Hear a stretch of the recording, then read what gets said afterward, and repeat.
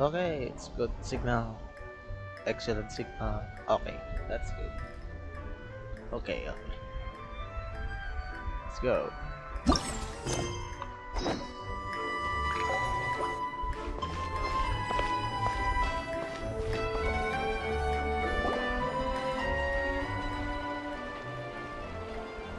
Seriously? But, Mr. Morris, I don't understand, sir. How can you only be telling me this now?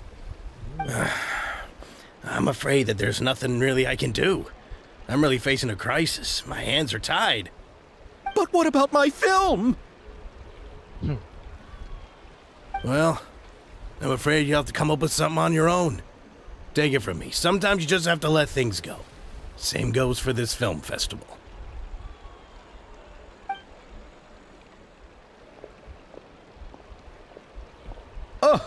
Oh. Hey, isn't that Xavier? So he's back in Fontaine now! Xavier! Oh, why, if it isn't the dear Traveler and Paimon. I really didn't expect to bump into you here at this time. And then what's happening, bro? Well, I was doing just fine until I received some terrible news just now. The investor I was working with for my upcoming film has fallen upon some hard times and is no longer able to provide the promised amount of funds. Oh, Can't you just find a different investor? Unfortunately, that's not how it works. We had signed an agreement specific to the Fontanalia Film Festival, stipulating that I cannot work with any other investors until the festival is finished. The Fontanalia Film Festival? What's that? Oh, is this your first time participating in Fontaine's Fontanalia Film Festival? Then allow me to fill you in. The Fontanalia Festival was established to commemorate the legendary Loch Knights, who went on a quest to search for the Oceanids and eventually welcomed the Hydro Arconageria. The holiday is deeply connected to the founding of Fontaine, as well as its unique laws and trials.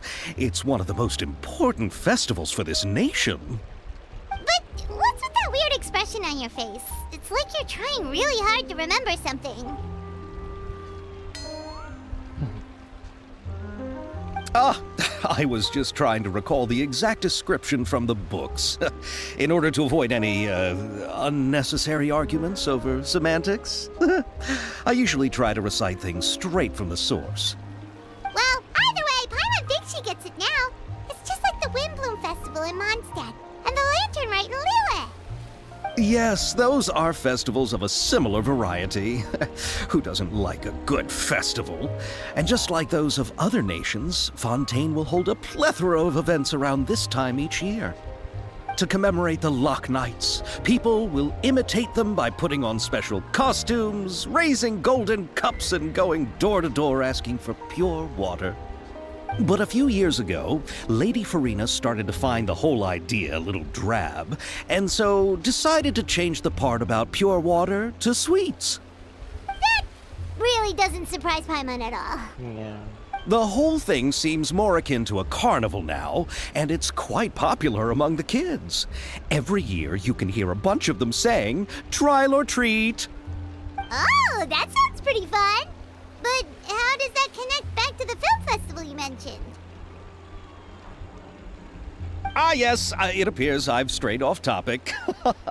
I just got too excited after seeing you. Let me get back to the point. The Fontanalia Film Festival is an event proposed by the Fontaine Film Association this year. Now that film technology has matured as a medium, it's the perfect time to introduce more people to the art form. During this time, people may submit films to be evaluated, and the entry with the highest score will be given the Farina Award by the association. The what award? The Farina Award. You know, after the Hydro Archon. They coined it while Lady Farina was still in power, but even though things have changed, no one has made any motion to update the name. Perhaps everyone still thinks of it as a pretty appropriate name. Even though she isn't the Hydro Archon any longer, Lady Farina is still Fontaine's superstar. Anyone with eyes can see the way she shines on the stage. Huh. Alright. Guess the name does work pretty well when you put it that way. Oh, but who would have guessed there'd be an issue with the funding? How will I ever explain this to Miss Chiori? Not to say all the other actors who traveled all the way here from Inazuma. Chiori? Sounds familiar. Where have we heard that name before? Yes, that's her. I asked her to oversee the event's art direction, including the design of the actors' costumes and appearances. Oh, Paimon remembers now! Navia said that her clothes were designed by Chiori, and Kirara's outfit too! How to describe her? Well, she tends to be pretty direct and can be very forceful when it comes to dealing with people. The fashion world in Fontaine has dubbed her the Thundering Seamstress. Her remarkable designs have led many Fontainians to become very interested in Inazuma. Anyway, Chiori is acquainted with all the actors I've invited from Inazuma. Without her help, I don't think I would have been able to get such an international cast for the film. She really is a kind soul. Who are the actors from Inazuma? Do we know them? Why don't the two of you accompany me to the Aquabus station to welcome them? Hey. Judging from the time, the Aquabus should be arriving shortly. Chiori will be waiting to meet me there as well. Okay. Story has began.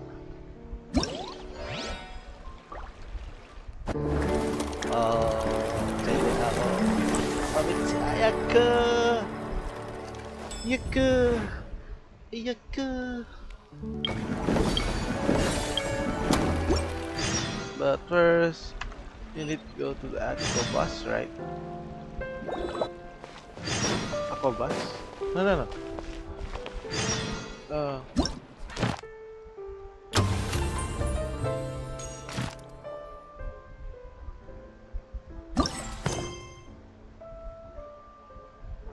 Alin dito? Di ba dapat ito yung una? Right?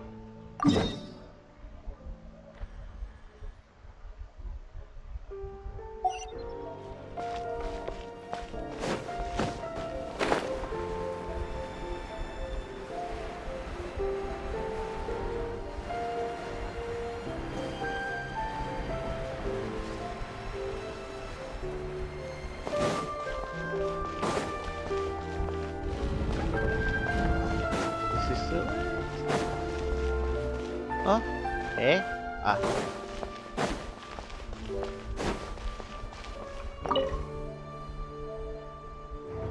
Wait, what floor? What floor? Baka may mali.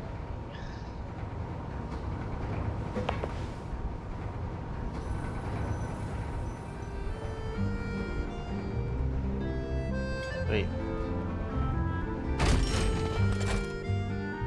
Wrong floor. Melusines are beautiful creatures. They are the pride of Fontaine. Be sure to befriend them and cause them no harm. Ito na.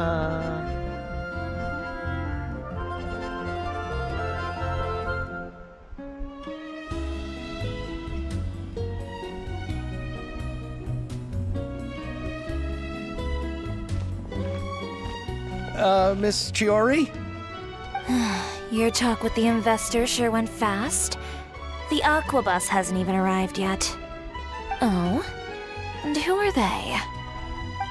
Allow me to introduce you. This is the Traveler and Paimon. Pleased to meet you.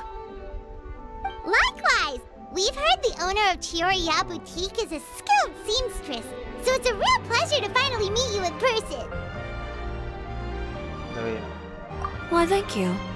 I strove to create an outfit that matched her high social station as the demoiselle.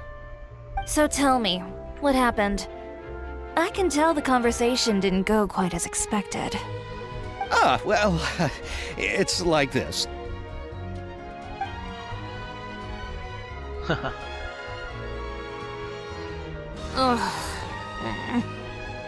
I know, Chiori, you don't have to say it.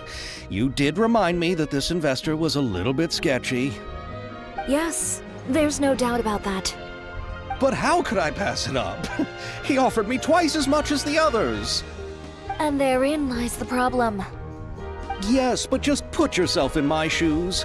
After obtaining such an excellent script, it's only natural that I would want to make the most of the film.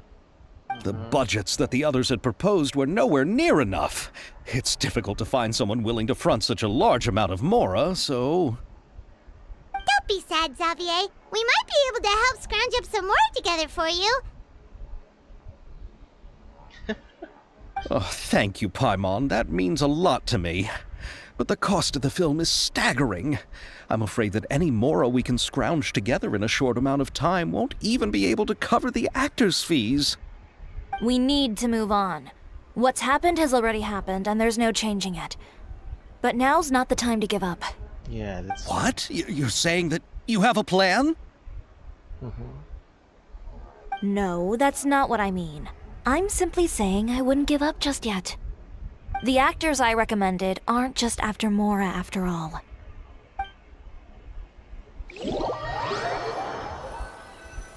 Ayan na sila. Come on, load my friend. Dede, Kamisato Ayaka, Kamisato Ayaka, and Yoimiya. Really? Then where do you live? We Melusines live in Mercy Village. The only way to enter is from underwater. Oh, you must be pretty tired after work every day, right? I mean, you have to swim all that way just to go home. You're so thoughtful. But some Melusines choose to live in the court of Fontaine because it's so much more convenient. Oh. This is our stop. Oh, we've arrived. But I haven't even finished chatting with Abel yet. I also enjoyed Abel's introductions to Fontaine along the way. Everything you described was so clear and detailed that we can't help but want to hear more. Thank you so much. I'm usually working here on this aqua bus, so I hope I'll have the chance to see you again. There are still many more places I'd like to introduce to you.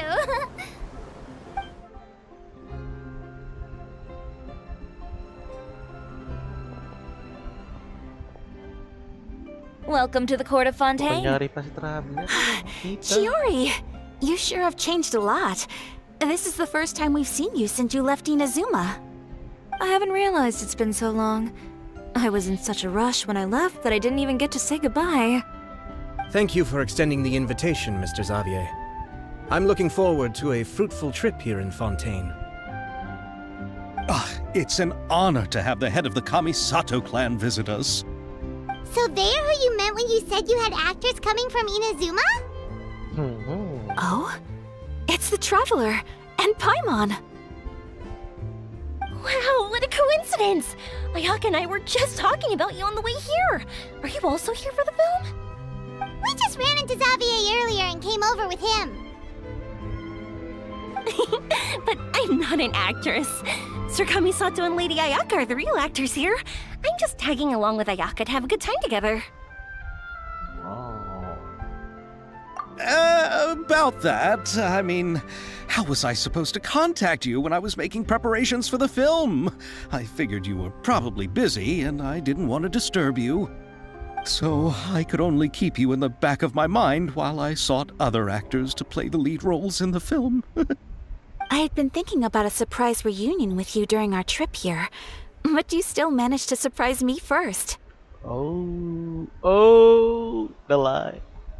Oh, so you all know each other already!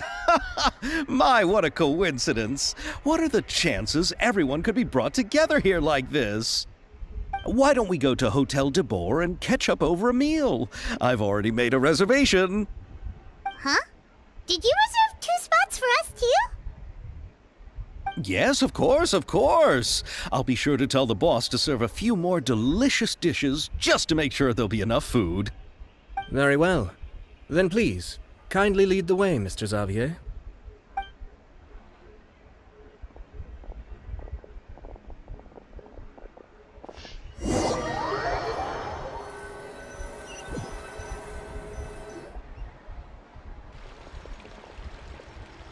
Wow, the buildings in Fontaine are so tall.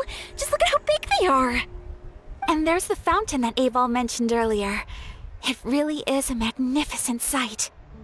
And look at that huge spinning sphere. Where does it get its power? Wait a sec! Could it be one of those clockwork mecha we've heard so much about? Hehe. So, saan tayo pupunta nyo? Okay. There, so...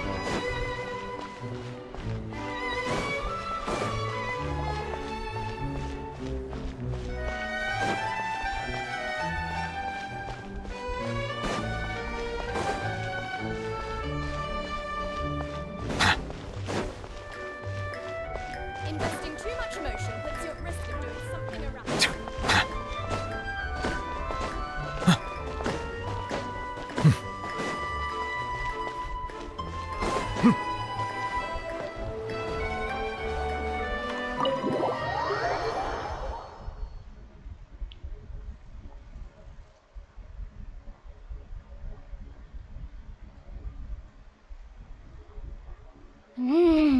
So this is what food from Fontaine is like. It sure is different from what we have in Inazuma. How should I describe it? It seems like you have to go through a lot more steps to make them. And the flavor has many layers too. Ah, yes. When I first went to Inazuma, I actually thought the food there tasted a little too bland. It took some time for me to get used to it. Let's get back to the purpose of this trip for a moment, shall we? How have preparations for the film been coming along, Mr. Xavier? Well, I've already assembled most of the film crew, a lighting specialist, a prop manager, and a costume designer. I've also bought the copyrights from the novel's author. Oh, it's called The Two Musketeers, right? I read the script you sent me on the way here. The story is pretty good. Originally, I was planning to start filming as soon as Sir Kamisato and Lady Ayaka arrived in Fontaine, but I'm afraid I've run into a bit of a problem. Oh? What is it? It has to do with the film's investor, Mr. Morris. He suddenly informed me this morning that he's encountered some financial trouble and will be unable to release to me the amount of funding agreed upon. It's said that Fontaine's legal system is well developed. If he has violated the contract, then can't you simply take him to court over the matter? Well, I'm still more concerned about filming. Even if I were to take him to court, I'm afraid it would take months before the case could even be heard. Then, is there a way we could raise funds ourselves to solve the problem? I've considered that option too, but unfortunately, it's difficult to gather such a large amount of mora on such short notice. Besides, we have to consider the film festival's submission deadline. Mr. Xavier, if Ayaka and I were willing to perform for free, would that resolve the problem you are currently facing? What? No, out of the question. To have you come all this way just to act for free? Oh, no, that won't do. There's no need to worry, Mr. Xavier. My brother and I had actually intended to work for free after receiving your invitation. Inazuma has only recently reopened its borders, and needs to strengthen its relations and cultural ties with other nations. We didn't have many collaboration projects with Fontaine in the past, so we hoped this trip would serve as a good start for the future. Indeed. You could say that's the real reason why the Yashiro Commission agreed to come to Fontaine. I understand, but having you two act for free just doesn't seem right. Not at all. While we're officially here to conduct a cultural survey of sorts, we must express our sincerity if we want to establish formal cultural ties with your nation. This film will serve as proof of friendly cooperation and cultural exchange between Inazuma and Fontaine. It's my hope that the film can be finished and released as smoothly as possible. If you still don't feel comfortable with this arrangement, I would also be more than happy to be introduced to some other renowned individuals in Fontaine's literary and artistic circles. All right. I'll do as you say. Thank you so much. I'll make sure to cobble together enough mora now, even if it means selling my house, my camera, and every single family heirloom. Come on now, no need to go that far. I'll also help you out as a brand sponsor.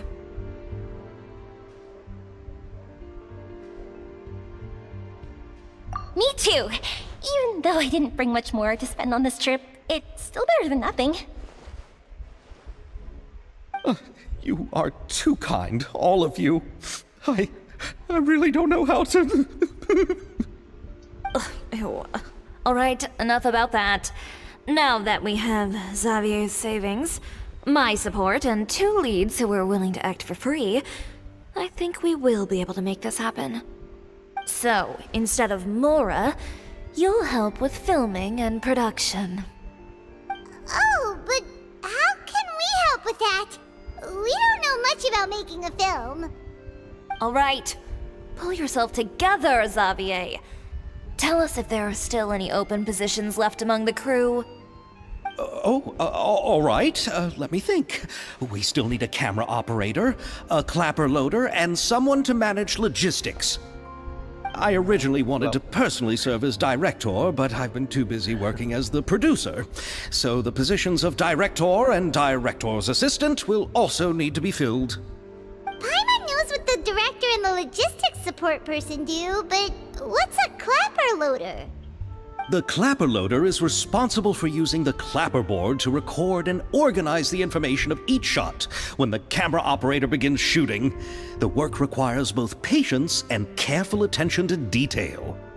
A clapper board? Oh, you mean the thing they hold that goes clap whenever they start filming? Yes, that's right. Are you interested in that job? For sure! Paimon's always wanted to try that. Alright, then you'll be our clapper loader. I can find someone from the store to help with logistics. What do you think, Xavier?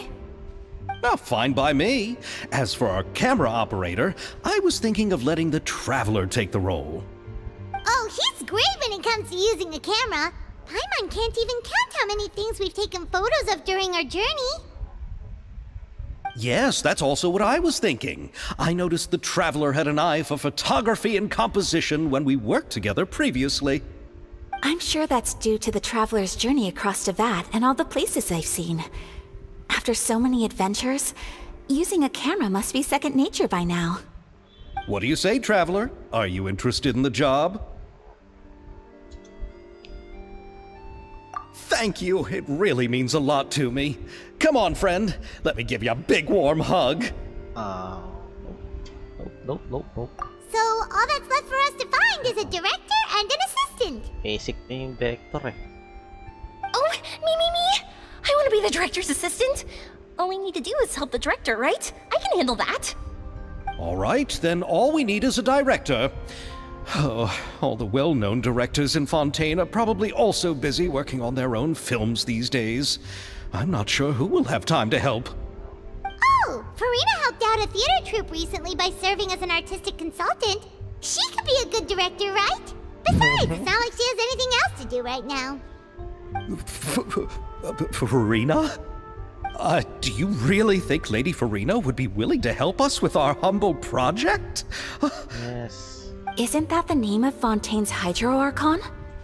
My brother has already informed me about what happened here in Fontaine. Yep, that's her. She helped out a theater troupe not too long ago, and now she's taking up work as a director. Well, I saw that musical. Her performance was perfect, and the storyboards were also excellent. Don't let her former identity intimidate you. She's the best candidate we can think of right now.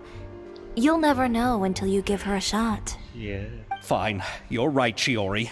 I'll do anything for the sake of my film. Anything! Then I'll have to ask the Traveler and Paimon to show me the way to Lady Farina's residence. I just hope she'll agree to help. Do you need us to also come along? No, there's no need to trouble you with this. Besides, you've just arrived in Fontaine, and I'm sure there are many places you would like to visit. Just leave this task to me. It's part of my duties as the producer. Very well. Then we'll be waiting to hear the good news. I'll go with you. By the way, you might want to consider bringing a gift. Sweet And gifts. don't worry, we won't simply drop you off at Farina's place. We know Farina pretty well by now, so having some familiar faces there should help your chances. Besides, the whole thing was our idea in the first place. All right, then I'll start making preparations. As for the gift... A gift for someone who was once seen as the Hydra Archon. I Sweet. wonder what she would like. I recall that Lady Farina once fancied a clockwork ring, so perhaps I should get another exquisite clockwork contraption for her. No. Huh? Can't we just bring some desserts, like the Fontanalia mousse? Yeah. But wouldn't that be a little too cheap? She does like desserts, though. Isn't the Fontanalia Festival happening right now? I heard Evil tell us on the Aquabus that Farina introduced the tradition of going door to door and asking for sweets. To do something like that, she must have a real sweet tooth. I agree with Yoimiya. If the gift is too fancy, it might actually make her feel more uncomfortable. Alright then, let's go buy some Fontanalia mousse.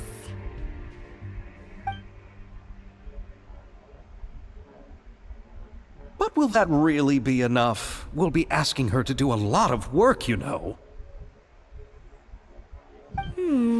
You're right. We need to further sweeten the deal. Huh? You want something even sweeter than Fontanalia mousse? Yes, we'll need a gift that's sweeter than any dessert in the world. But what could that be? Your words of praise.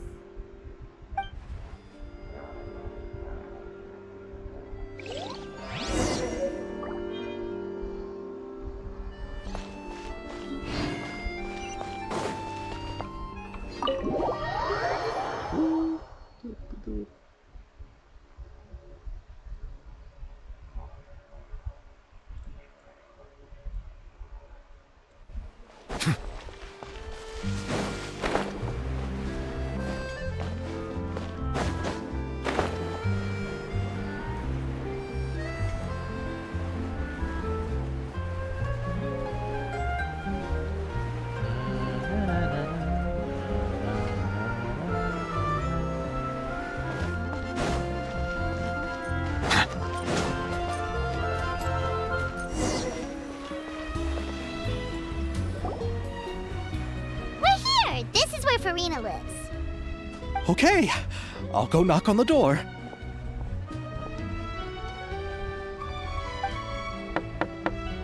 Wala pong yellow.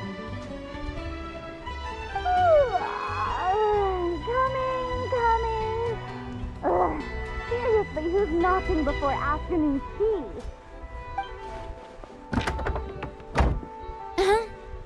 Who are you?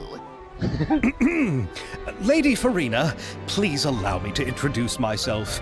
I am Xavier, a film director. Hello.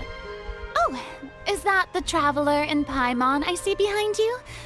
And who's this? I'm Chiori. Ah, the one from Chioria Boutique. Hello. So, what are you all doing here? Do you need something? Did you just get up, Farina? It's already past noon, you know. Paimon. Huh? Oh, Paimon means the weather is so nice in the afternoon and the sun is so warm. Just like how you make us feel. Sleeping in late is a really smart idea. No. I was just up late last night reading some novels. What does sleeping in have to do with the weather? This is a small gift we've prepared for you, Lady Farina. We hope you like it. No need to be so formal. I'm just a regular person like everyone else now. Oh, is this Fontanalia mousse? It's one of my favorites. That's great! So, actually, there's something we need your help with. Given your renowned passion and understanding of drama, I would like to ask that you serve as the director of our film crew. Oh, but didn't you just say that you're a director? Yes, but for this particular project, I'm mainly working as a producer. Besides, I'm sure that your understanding of the performing arts far surpasses my own, Lady Farina. Are the Traveler and Paimon also part of the film crew? Yep, we sure are. Paimon's the clapper loader and he's the camera operator. Camera operator? That can be a pretty technical job, and it directly affects the final quality of the film. Are you really up to it? I can shoot if you like. No, I'm not questioning your abilities. It's just that I've never really seen you use a camera before. Oh, Maybe you can come up with a test for the Traveler and see for yourself. If he can satisfy you with his camera skills, then you'd have nothing to worry about and can join the team. What do you say? You sure are getting better at rolling with the situation, Paimon. Oh, I do wish to see how skilled the Traveler really is with a camera. Alright, how about this? We'll work with what we have. I'll give you some scenarios and see if your work is up to my standards.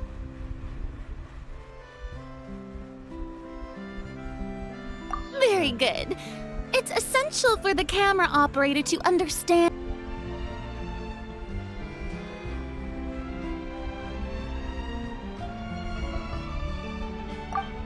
Mina signal.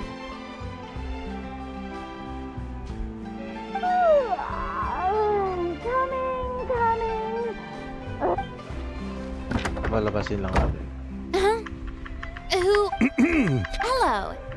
Oh, is that the Traveler and Paimon I see behind you? I'm The one from Chioria Boutique. Hello, hello. Ulit. So, what are you all doing here? Do you need something? Did you just get up, Farina? It's up. Anyari, ba't ulit. Goods naman.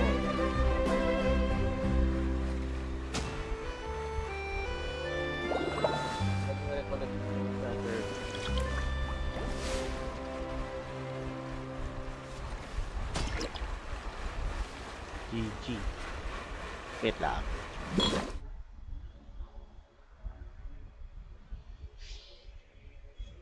Oh, two. Speedrun.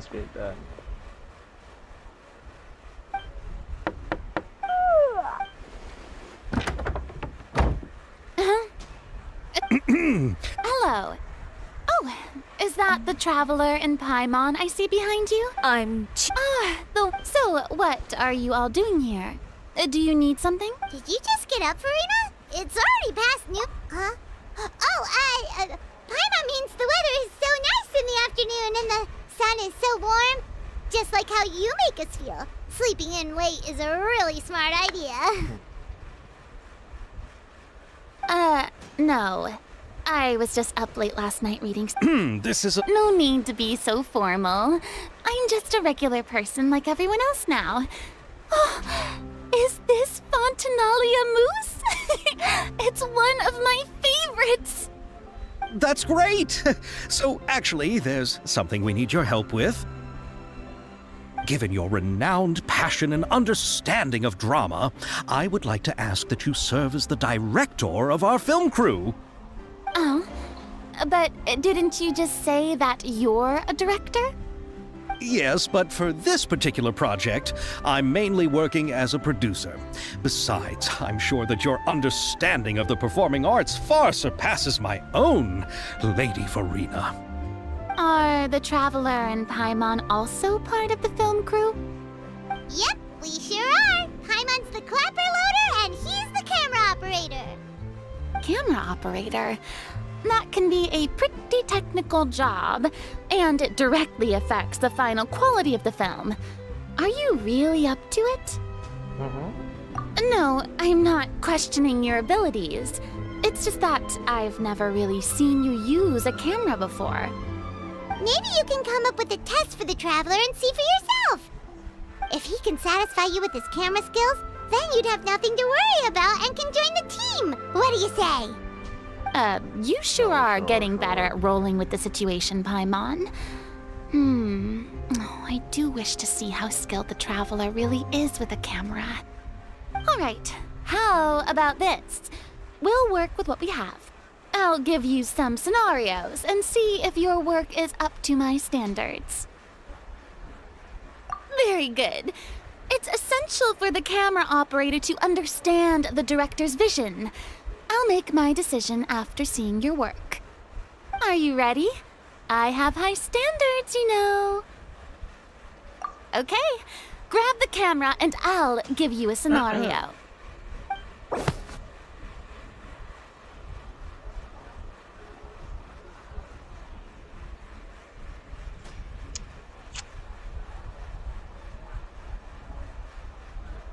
Yun lang pala eh.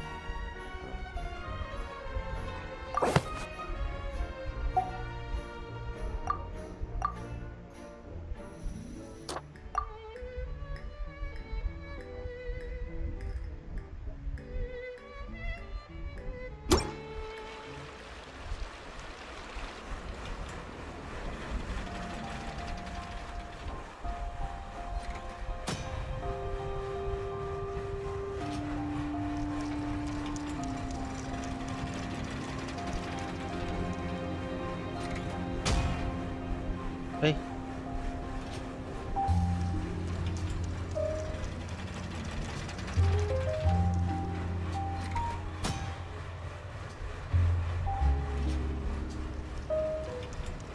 Tama ba?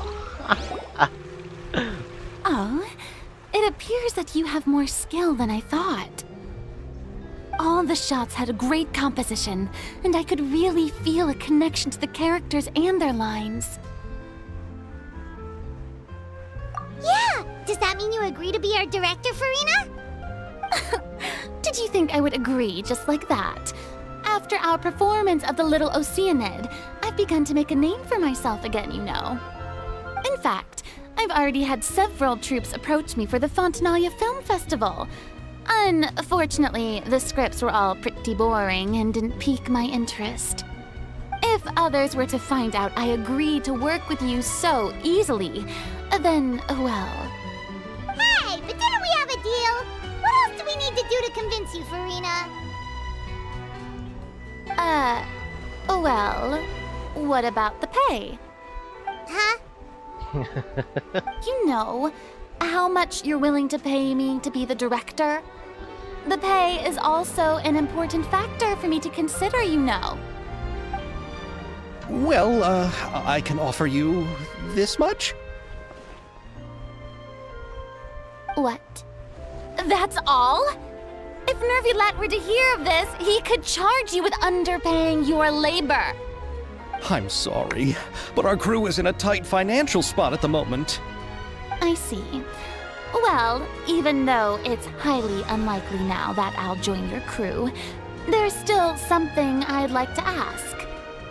Exactly what film are you planning to make? Oh, our script is an adaptation of The Two Musketeers. Huh? Wait, you mean the suspense thriller novel that was a #1 bestseller? Oh, so Farina's read it too. Of course I read it. I've always had a keen interest in artistic works that strike a chord with the populace. I see. It all makes sense now. You must have used most of the budget to pay for the copyright. Not really. The novel's author transferred the copyright to me practically for free once he heard that I wanted to make a film adaptation of the story. The lack of budget is due to another issue. Oh. He probably just wants to get his name out there. So, Mora isn't the most important thing to him right now. It reminds me of a delivery courier who wears one of my designs while traveling all across Teyvat. I didn't charge her much for the outfit either. The exposure she provides for my brand is well worth it. So, are you a big fan of this story, Farina? Well, it's alright. The pacing of the story is good, but the character relationships could use some work.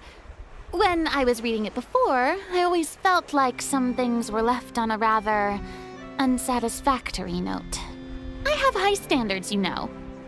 Ahem, Mr. Xavier, if, hypothetically speaking, I agree to be the director, how much freedom would I have in terms of script revisions and creative interpretation? Oh, as much freedom as you would need. I wouldn't dare doubt the tastes of Fontaine's greatest star. Good. Then I'm free to alter the script as I see fit. Absolutely, no problem.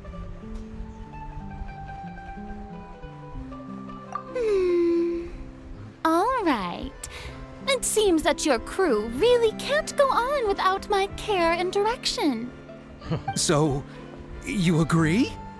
Yes, I agree. Although the pay is well below what someone of my caliber deserves. A great script calls for a great director. I mustn't let a perfectly good story be ruined due to lack of funds. If you have fine cheese and bread, you wouldn't just let it sit on the counter and get moldy just because you lack an oven, right? Oh, Hydro Archon above! I'm not dreaming, am I? Somebody pinch me. There's no more Hydro Archon, you know. And it's still a little early to celebrate. There's a lot that goes into shooting a film. Although the trickiest tasks of finalizing the script and casting the actors have already been taken care of, we'll still need to reserve filming locations. Not to say set up lighting and props. And by the way, since we'll be filming The Two Musketeers, we'll need to find an action choreographer. Ideally, a professional who has actual experience with muskets. Yes, I've thought about this as well. I was hoping that you might know someone who could handle the job. Me? If this was before, I could have simply asked Florand. But it's already been some time since I last talked to her.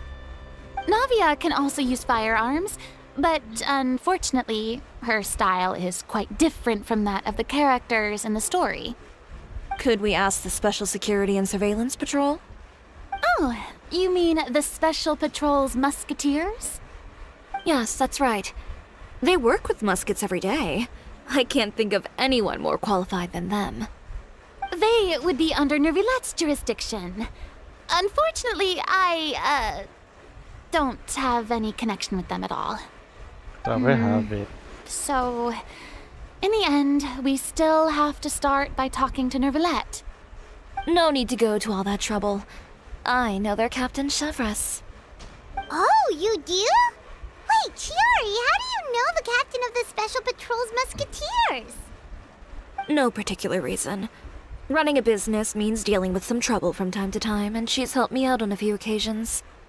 In return, I've helped her handle a few situations in which the Special Patrol couldn't get involved directly. So, we've gotten to know each other over time. So you're saying there's been times when the Special Patrol needed a fashion designer to handle a situation? Your work is becoming more and more mysterious. It'd be best to keep it that way. Anyway, enough about that. What do you all think about asking the captain to be our musket action choreographer? She sounds professional enough. She is a captain after all. I have no objections. But I imagine the Special Security and Surveillance Patrol must be busy with their duties. Do you think she'd really have time to help with shooting a film? And then there's the issue of pay. Well, it just so happens that she's also not the kind of person that's just after Mora. As for whether she has time, I'll have to go and ask her first. Then I'll leave that to you. Macaroni's on sale today, so I've got to go. You can just tell me how things went when we Macaroni discuss na tomorrow's naman. plan later. No problem.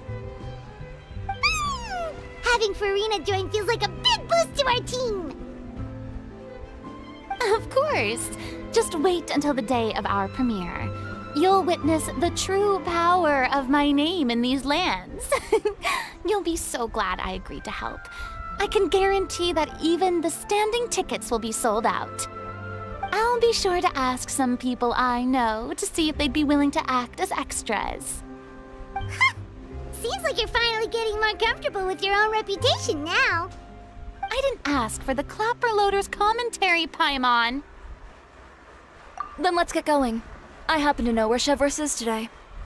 By the way, I'm curious. If my pay is so low, then what about our two lead actors? Didn't they travel here all the way from Inazuma?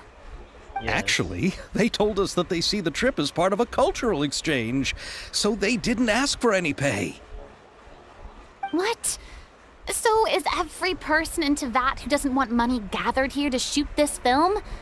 Don't tell me Chiori isn't being paid either. I already knew Xavier from before, and he's also agreed to give my brand some good exposure. It seems the gods have really smiled upon you, Xavier. And that certainly doesn't include me, mind you.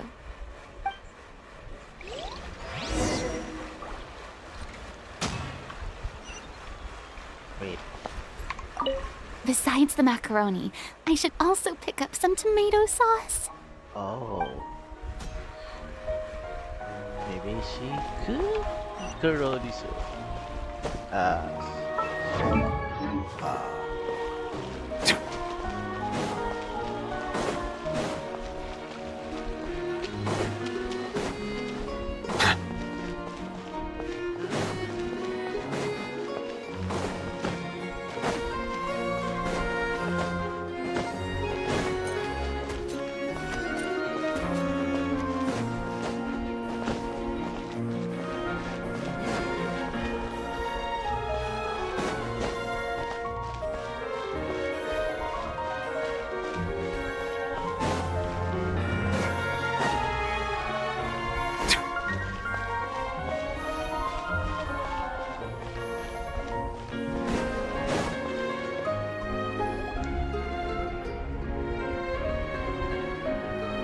All right, this is the place.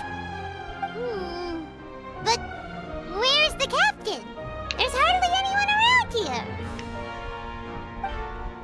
She's over there. The one with an eye patch reading in front of the newsstand. Oh, her! Paimon could could tell there was something different about her. She seems kinda intimidating. Please wait here for a moment. I'll go fetch her.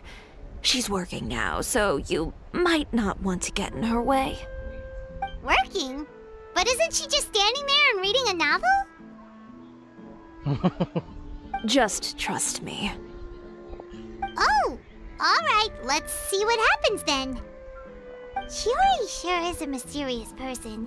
She claims just to be a fashion designer, but she knows all these powerful people. The court of Fontaine isn't particularly tolerant of visitors from overseas, so it isn't easy for a foreigner to promote their brand here. Even more so in the competitive world of fashion. Even a local like me just trying to make a film has to face all kinds of challenges. So I can only imagine what Chiori has been through to get where she is today. I'm sure that having more connections has definitely worked in her favor.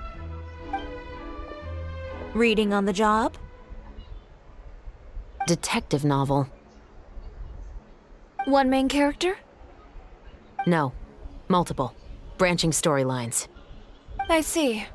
How's the plot coming along? One of the main characters is about to make a choice that will affect the rest of his life. I'd wager he's going to make the wrong choice.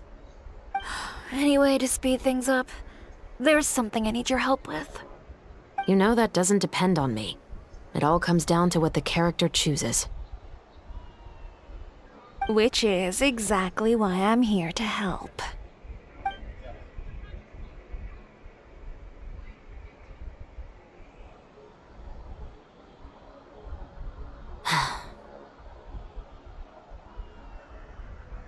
All right. It appears he made the wrong choice in the end. Halt! Huh? What's going on? Hand over whatever you're holding. Oh, it's just a book. I didn't buy anything else. Then I'm sure you wouldn't mind letting me have a look. Excuse me, officer. I don't mind you standing around here, not purchasing anything, but I'd prefer if you didn't disturb my customers. It's bad for business, you know? Don't give me that act. You won't be able to get off so easily either. I am Chevraz, captain of Fontaine's Special Security and Surveillance Patrol. I will say this one last time. Hand over whatever you're holding at once. And before you do anything unwise, let me remind you that I'll have you on the ground before you can even think about making a run for it. All right. I'll give it to you. But please let me say something first. If there's any contraband in that book, then the shopkeeper here is the one who slipped it in. I don't have anything to do with this. Why, you trying to leave me on the hook, huh? You were the one who said you wanted it. Save it for the interrogation room. Take them away, Letelier.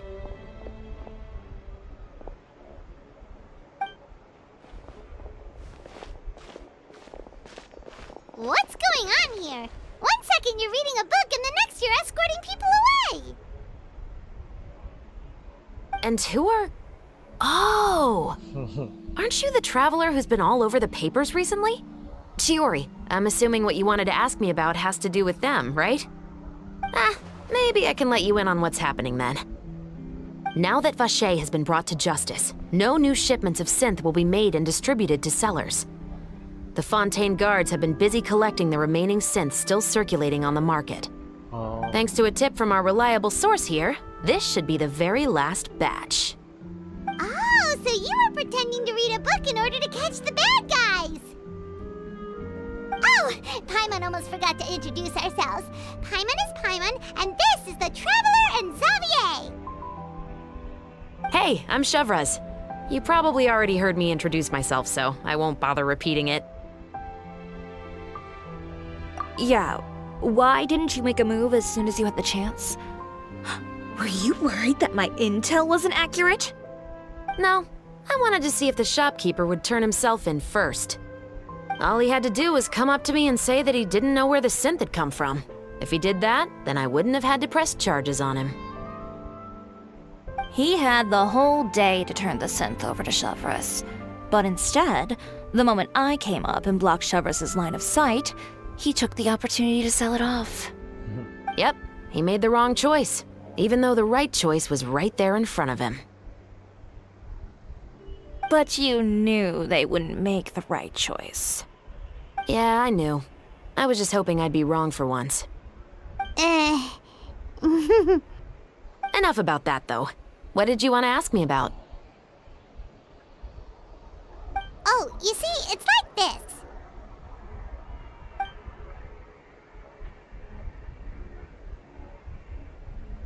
The Two Musketeers. You certainly have a good eye for a story. So what do you need me to do? Just be the action choreographer for the actors? Yes, that's right. I want to make sure we get all the details right. I want the actor's posture and understanding of firearms to be as realistic as possible. However, I'm afraid this work will require a bit of your time, since you'll have to be present whenever we're filming. Also, as for the pay... No need to say any more. I'll join. Oh. Huh? Just like that. Quick answer.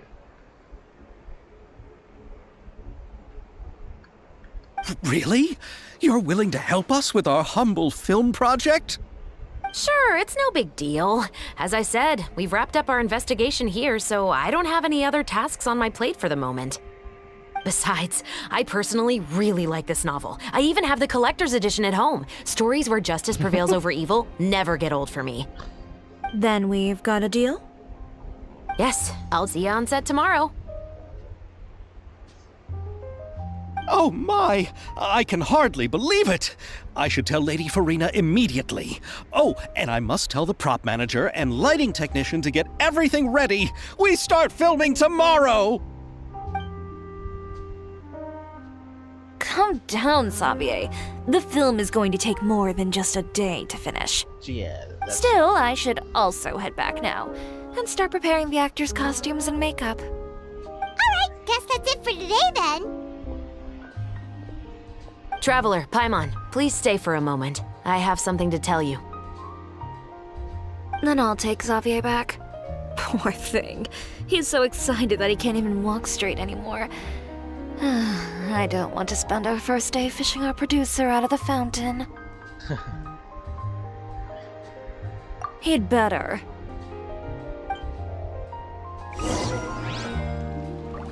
Okay.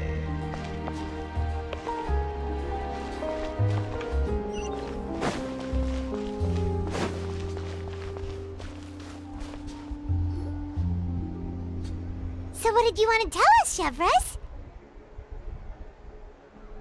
Have you read The Two Musketeers? The story is about a pair of children born into the household of a baron and their struggle to survive together and take revenge for their mother. They were raised at the baron's estate, where their mother worked as a maid.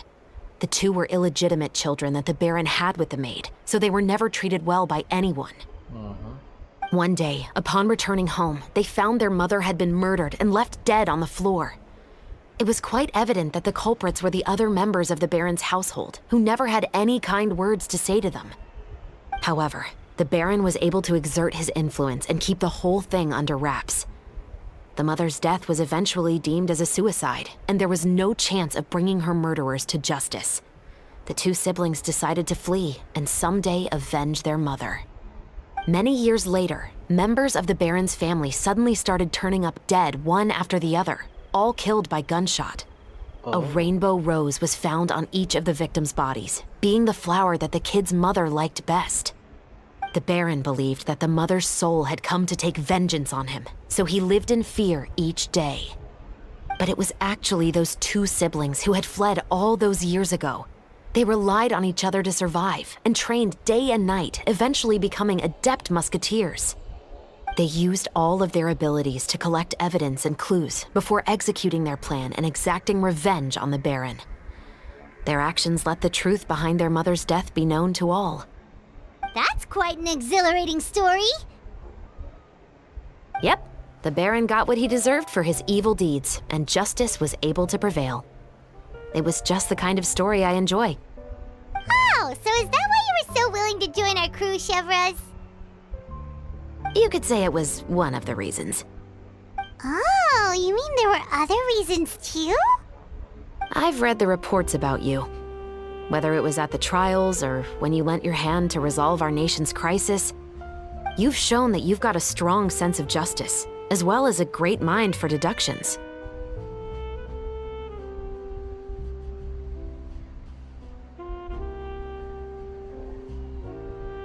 Yes, you're as sharp as I expected.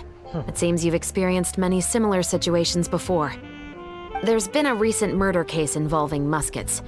The perpetrator's methods appear to be very similar to what is described in the novel. Huh?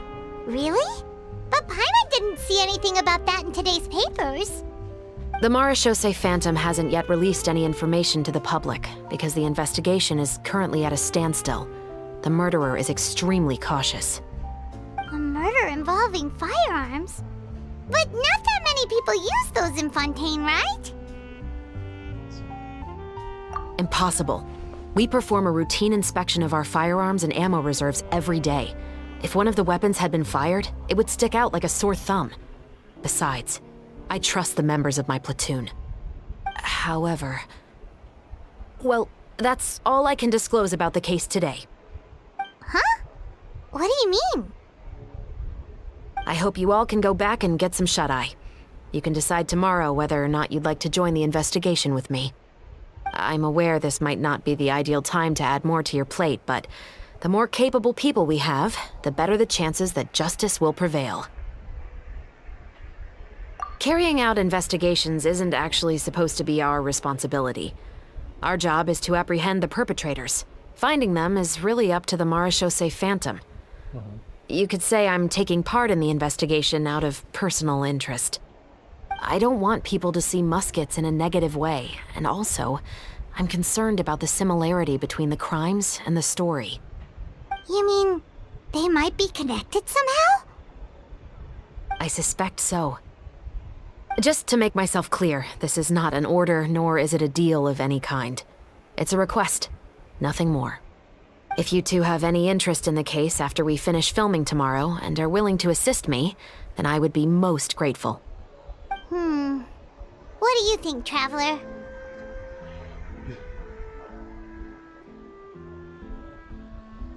Yeah, you're right. Paimon's getting a little tired too. We've really been hustling all day. You'd better head back and get some rest. It's good to keep a calm mind, especially when you're about to make an important decision. Otherwise, when the moment comes, you might end up like that shopkeeper and not even realize that the right choice is right there in front of you.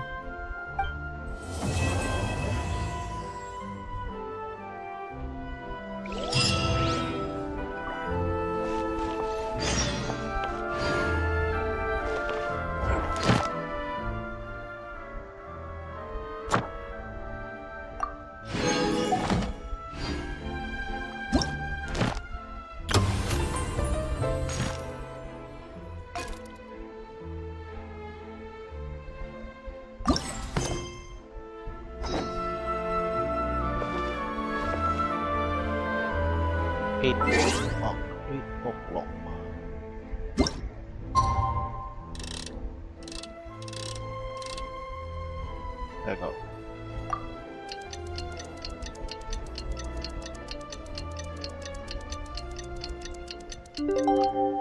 Very good. It's good. It's finally time to meet up with everyone. Paimon even dreamt of making the film last night. If Paimon remembers right, we're meeting at Hotel de Boer. Let's get going!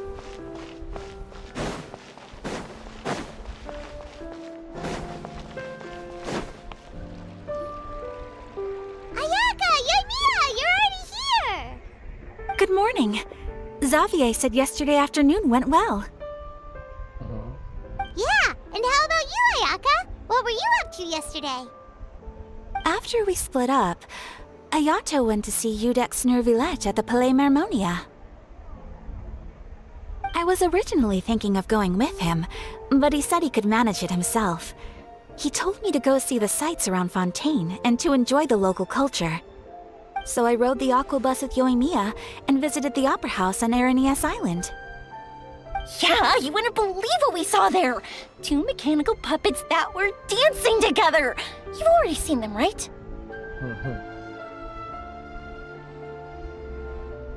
Yeah, those two.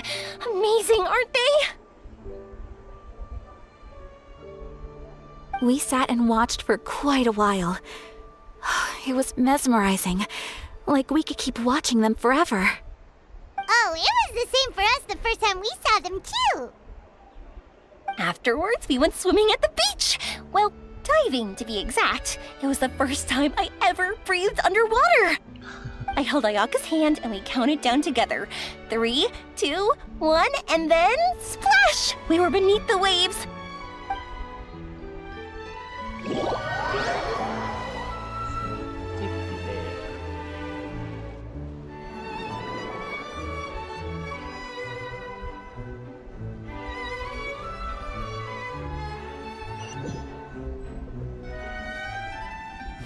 At first, I didn't dare to open my mouth. But once I couldn't hold my breath any longer, I decided to take a big breath in. Turns out the water wasn't as salty as I imagined. It didn't really taste like anything at all. Before I knew it, I was breathing like normal down there. It was an amazing feeling. Ayaka said I was too nervous and needed to loosen my grip. She got used to everything way faster than I did. I knew that the Traveler could do it, so I had no doubt we could do it too. That helped me feel at ease as soon as we dove in. The underwater world in Fontaine truly is beautiful. I love seeing the romaritime flowers blossoming underwater, like little candles lighting up the streets at night. Yeah, and there were so many creatures that we've never seen in Inazuma. Like those fish that shimmer like a sword blade. Whoosh! Oh, and those big fish that call when they see people. Ooh. Oh, you mean Hunter's Rays and Blubber Beasts. I just love the name Blubber Beast. Just wait till Pops and the others hear about this. They probably won't believe a word I say.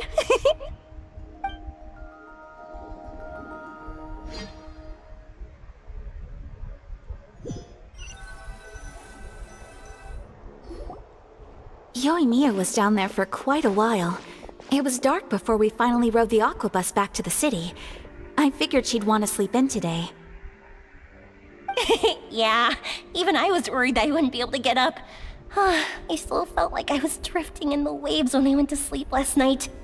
But as soon as I woke up today, I remembered that we'd all be shooting a film together, and I was ready to go.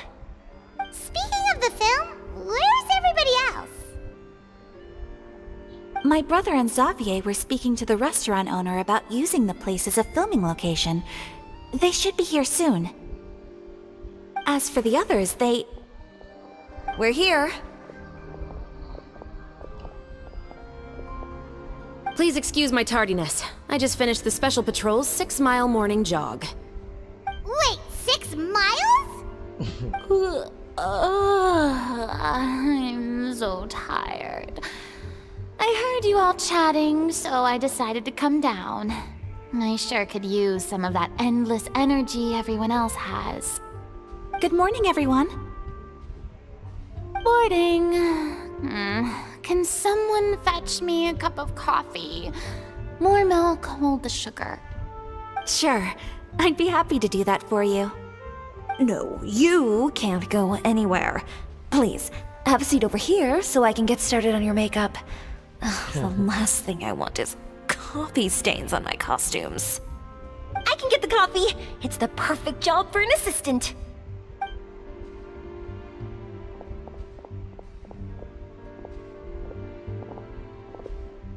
So much energy. Seriously, what's her secret? Oh, Yoimiya's always like that. But you sure look exhausted, Farina. It's because you're not used to waking up so early, huh? Of course not. I spent the whole night reading the novel from cover to cover, marking sections that either need to be omitted or adapted. Okay. Wow, Paimon didn't expect you to be so thorough. Well, I was the biggest star in all of Fontaine after all. It takes more than just a pretty face to earn a reputation like that. I know how to get serious when the situation calls for it. I went all out when I was acting as an Archon, so why wouldn't I do the same for my own life? Here's your coffee, Director Farina.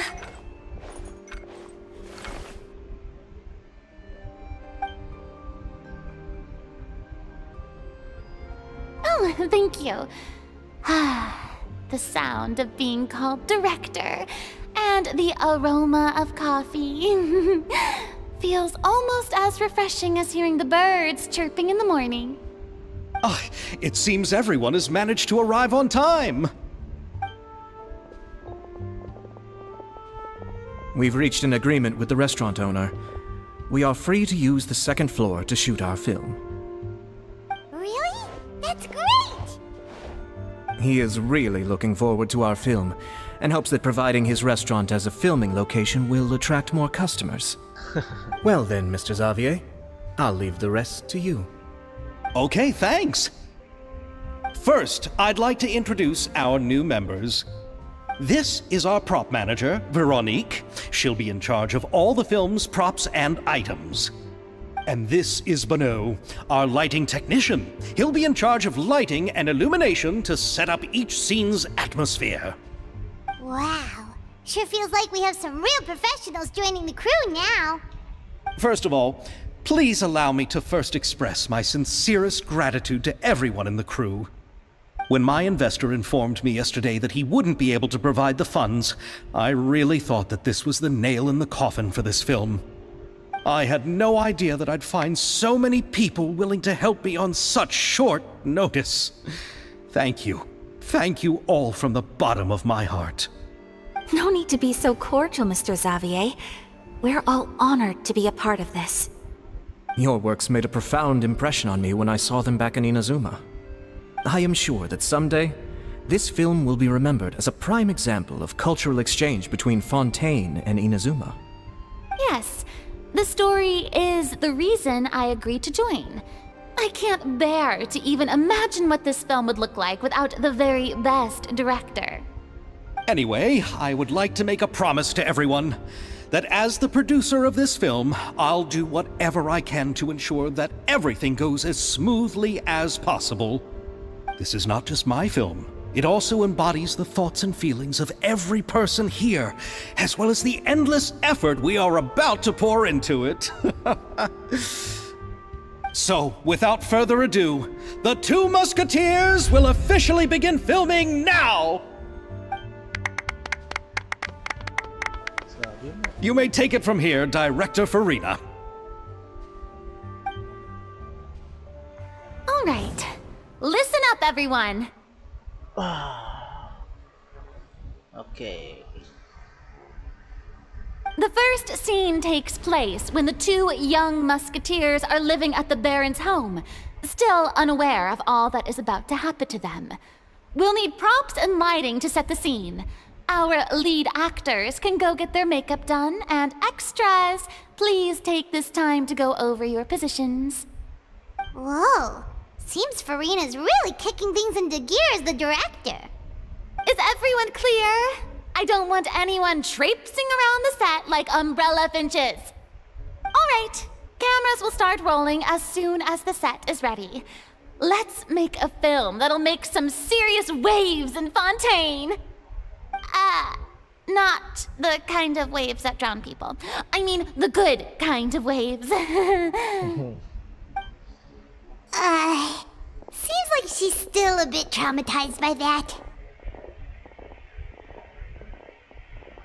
Anyway, let's go see if there's anything we can do to help.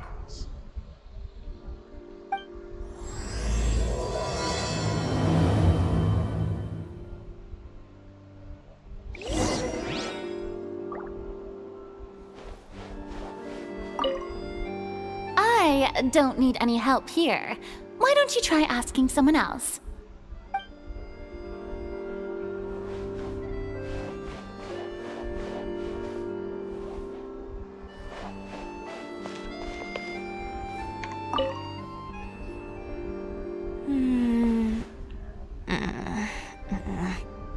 Ayaka has mentioned you to me before. She said that you two were great friends when you were kids.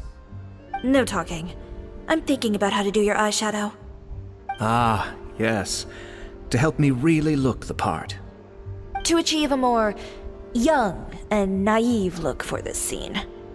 Are you saying the wrinkles around my eyes are too deep?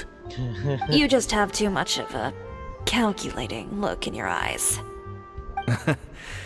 You sure don't mince your words. It seems you really haven't changed much. Quiet.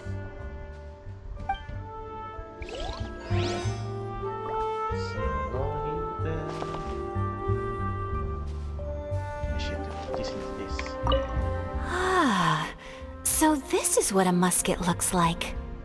Not exactly.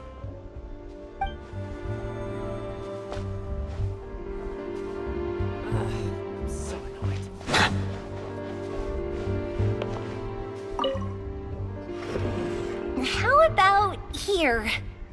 A little more to the left. You got it. Hey, Yoimiya, do you need a hand? No, I'm fine. You know, doing the lighting is kind of like designing a fireworks show. It's interesting to imagine what kind of atmosphere the lights will create. I heard that the Traveler will be operating the camera and Paimon will be the clapper loader, right? Those roles are just perfect for the two of you. Really? Is that because it'll be easy for Paimon to hold the clapperboard while flying? Well, sure, there's that, but that's not exactly what I meant. I just think that after all your journeys together, you two must have developed a super close bond and just naturally know how to work with each other. If I'm not mistaken, the director will want the cameras rolling as soon as the clapperboard goes clack. Oh, I see! It's amazing to see the magic behind filmmaking. Yoimiya, we need lights over there too. Oh, on it! I've got to get back to work. Chat with you later. Oh, it's exciting to see so many people working together to bring the film to life.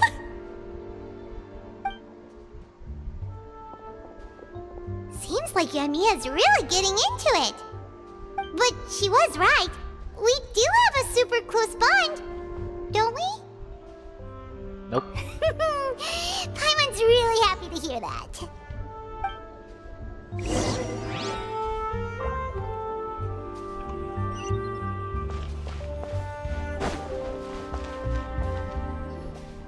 So, this is a real musket?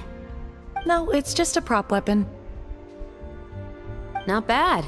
Have you seen a real musket before? Only in books and newspapers.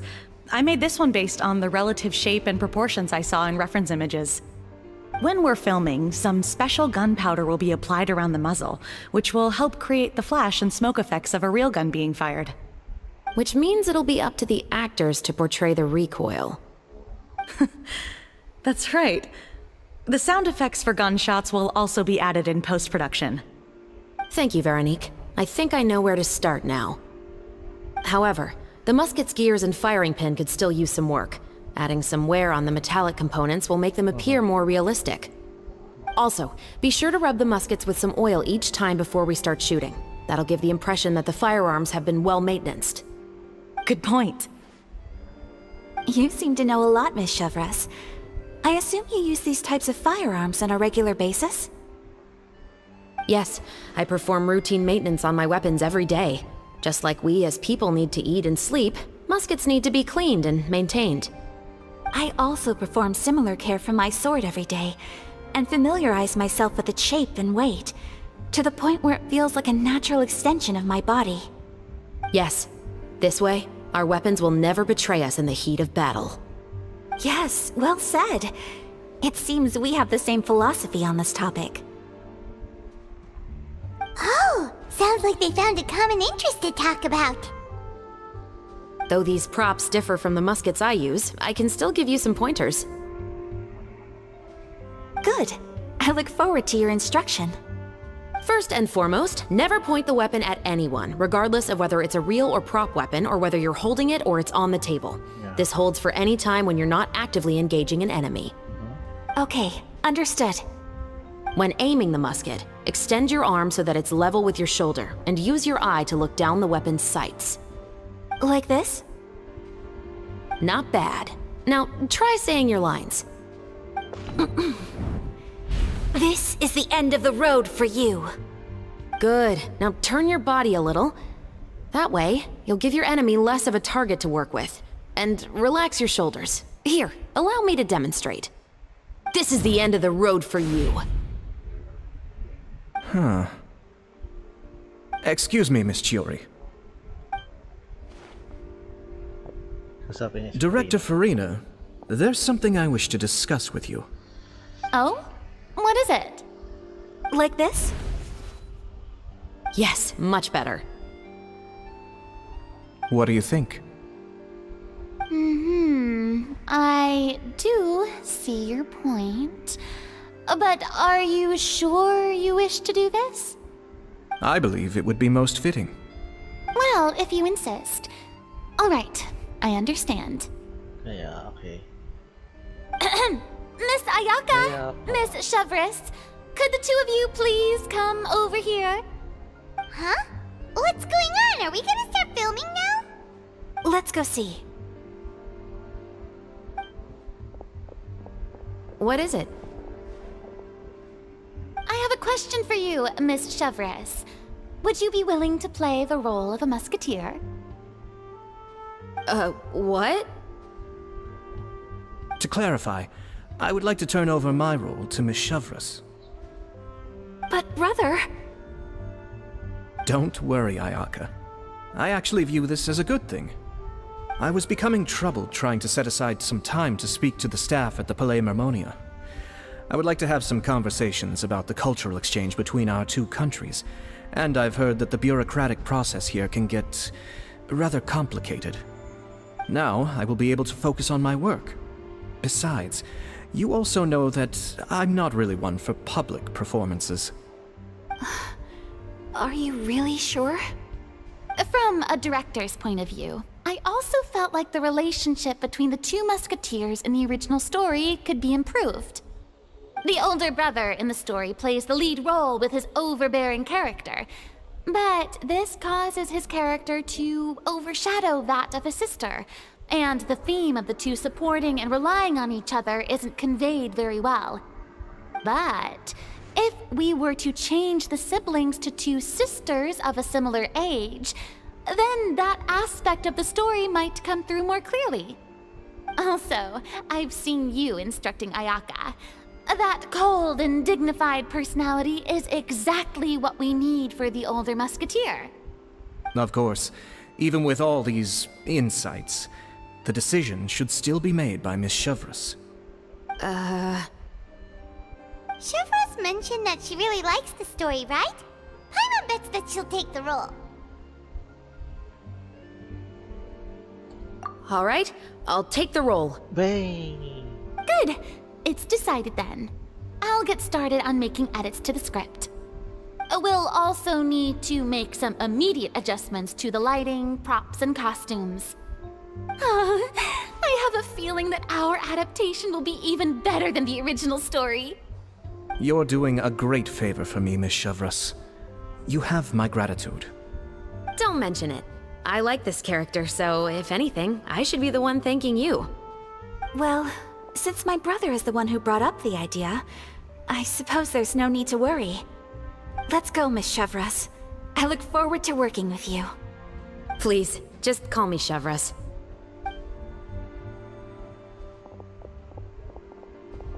Seems like you're really going out of your way to solve the problem I was having with your makeup. Surely you jest, Chiori. I assure you that I was mostly motivated by a desire to spend more time on formal business. Oh, come on. You really think I'd buy that? According to what I've heard from Ayaka, her brother is someone who can juggle 10 different matters at the same time. I'm sure you have other reasons for backing out. Perhaps. Ayaka always said she wanted to go out and see more of the world, just like the Traveler. But I feel that she needs not only to see other nations, but also to make some different kinds of friends. I think it would be harder for her to make new connections with me constantly by her side. I would like to give her some space. All right, go on. Spoil her some more. Ayato! It's too bad you're stepping down from the role. Paimon really wanted to see you act as a musketeer.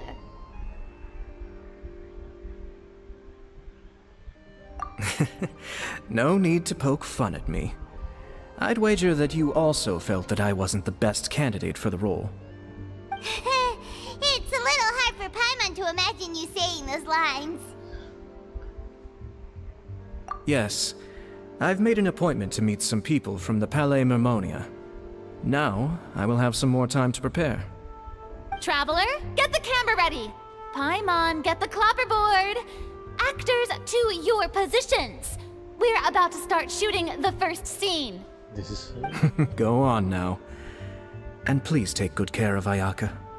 Yep, don't worry. Thank you. I look forward to seeing the film when it's finished. All right. Now that we're all here, let me help set the scene for everyone. The first scene takes place when our two main characters are still living at the Baron's estate. They've been ostracized and verbally abused by others in the household, but they still have no idea why. We want to capture how naive and innocent they are despite their pain. Chevres will be playing the role of the older sister, Tulip, and Ayaka will be the younger sister, Iris. Be sure to get close-ups of the main characters at the right moment. Silence on the set! Lights, camera, action! Let's go! Tulip, Mother's been out for quite a while now. Perhaps she went to pick some flowers on the way home. You know how she loves flowers. Iris, Tulip, I'm home. Mother! You were out for so long, we were beginning to worry about you. I'm sorry, but I'm back now, safe and sound. Here, I brought your favorite treat, apple turnovers. okay. Mother, what are those bruises on your hand? Pause it. Huh? What bruises? Oh, I must have bumped into something while I was working yesterday. But I didn't notice them this morning. Then perhaps they're from when I accidentally tripped when I was out just now. By the way, did you have fun playing at home? What's the matter, Iris? Well, we've realized that no one really wants to play with us. They even took Iris's doll and spat at us. And they even called us names. They said we were... Shh. It's all right. Don't worry. Girls, listen to me. It doesn't matter what anyone says. Don't listen to them. No one can define you with such words. You both have wonderful lives ahead of you, just like your names. You will both blossom like beautiful flowers. Maybe your time to blossom hasn't quite come yet, but one day, you two will bloom more beautifully than anything else. Don't let the soil you're in now ruin your future beauty. Understand? My dear daughters. And cut! Not bad. The actors' emotions were all on point. Let's keep that take. Also, if our clapper loader could avoid shouting at the start of the scene next time. Oh, got it! Great. I was a little worried that my nerves would get the better of me. What about you, Chevres? I felt fine. The lines weren't too difficult at all. Seems like Farina must have adapted the role nicely. You two were great. I couldn't tell it was your first time acting in a film. You should have more confidence. Thank you for your encouragement. Positions, everyone! We'll move on to the next scene after we try a few more camera angles. Sa adjustment na lang. This scene is when our two characters return home, only to discover their mother has been murdered. Ready? Lights! Camera! Action! Mother, we're back! Mother?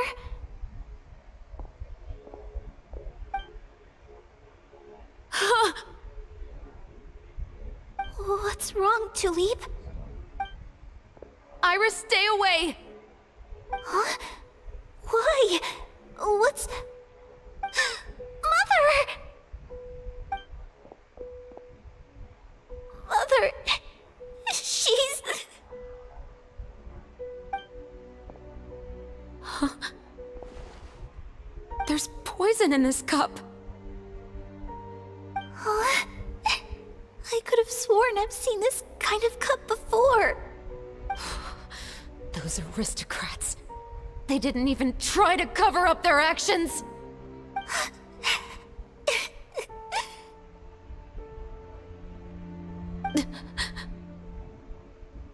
Iris, we need to leave this place. Leave? But now that Mother is gone, where can we even go? Anywhere. All I know is that we can't stay in this house. But are we just going to let them get away with this?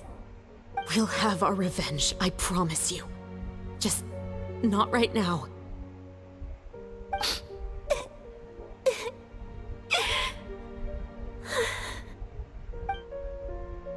Come on, let's go. No, wait. We can't just leave Mother here like this. At least let me leave this rose with her. That's why we went out in the first place. To buy her this flower. All right. Goodbye, Mother. We'll avenge you. Someday. And cut! Beautiful! Great performance! Oh my, you're so amazing, Ayaka! And were those real tears I saw? How did you do it? I was surprised too. Thank you for the kind compliments. Actually, as soon as Director Farina said action, I told myself not to think about anything. I just felt the weight of the moment and became the character. It's quite similar to practicing the art of the sword. You clear your mind and focus only on what's happening in front of you. Ayaka's performance was amazing. Have I discovered an acting prodigy? Pipe down, everyone! We need to move on to the next scene!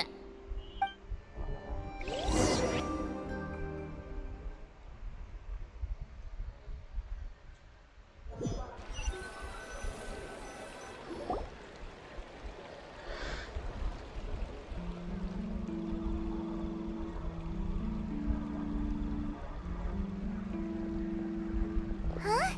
Are we done already? But Paimon wants to keep playing with the clapperboard. I'm gonna pause for a second.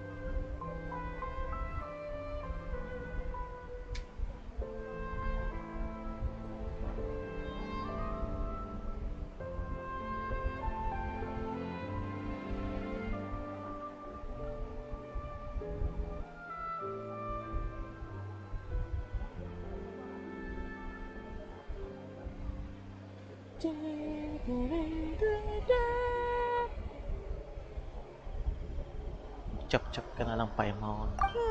Chop. How do you feel, Traveler? Is your arm sore from holding the camera all day?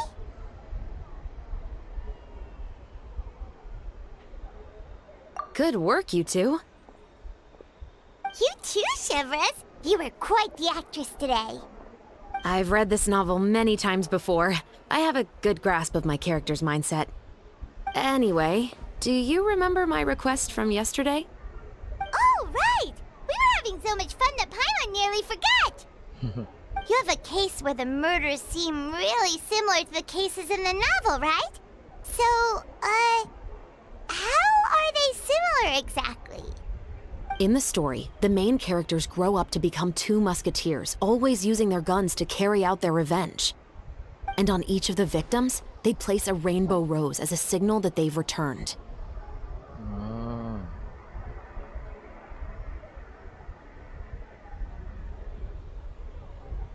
Yes, that's correct. We found rainbow roses just like in the novel.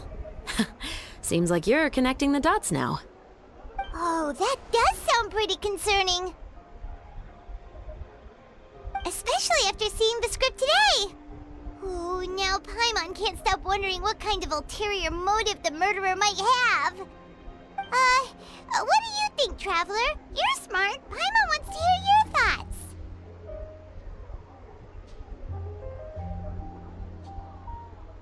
Good. On behalf of Fontaine's Special Security and Surveillance Patrol, thank you for your dedication to justice. There's no time to lose. We should start investigating right away. Follow me. Huh? Right now? But we just got done filming all day. Paimon's so tired. The most valuable intel always comes after nightfall. They are like small, remote islands in the middle of the sea. If you don't stay vigilant, you will pass right by them in the fog. That's how one of my favorite books always puts it, at least. So, where are we going right now? Let's start by checking out some workshops that sell mechanical components. If the culprit is making their own weapons, it's very likely that they'll visit those sort of places. Sabi mo.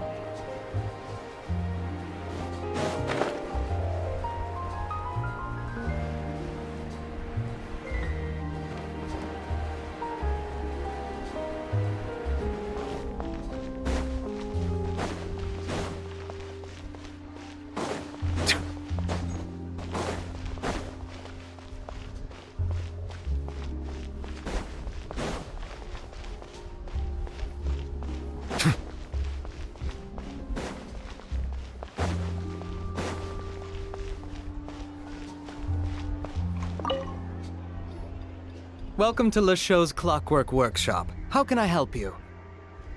Hello. I'd like to know if anyone has purchased some special components lately. Special components? Sorry, could you be more specific? I mean the kind of components that aren't typically used for clockwork toys, but for firearms. Huh? For firearms? No, we don't sell those sort of things here. Don't misunderstand. I'm not here to cause any trouble. We are merely investigating a case, and we're hoping that you could cooperate. Well, to be completely honest, I'm not even sure what kind of components that would entail. Has anyone ever purchased components here as an individual rather than on behalf of an organization? We have a lot of customers who buy toys, but those who buy components are all regular customers who buy in bulk on behalf of their organization. Is that so? I understand. Thank you for your cooperation. You're welcome. It's the least I can do. So, mababang investigation.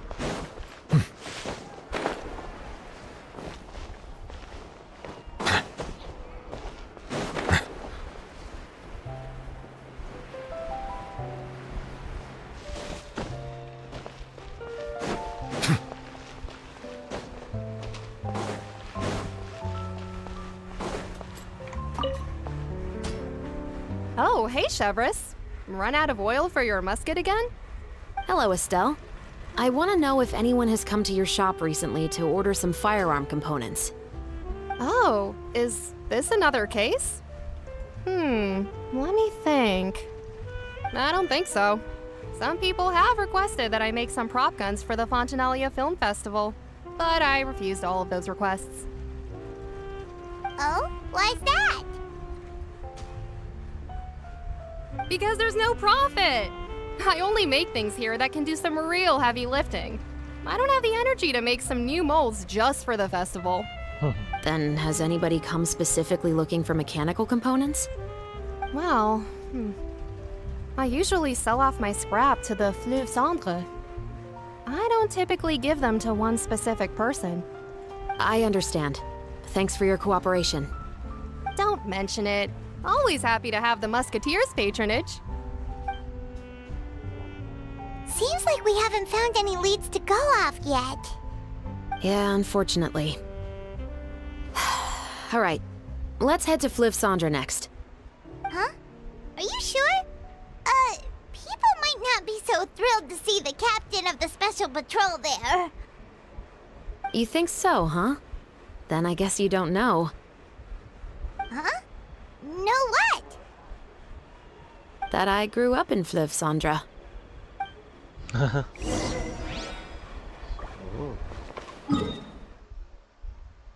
Underground.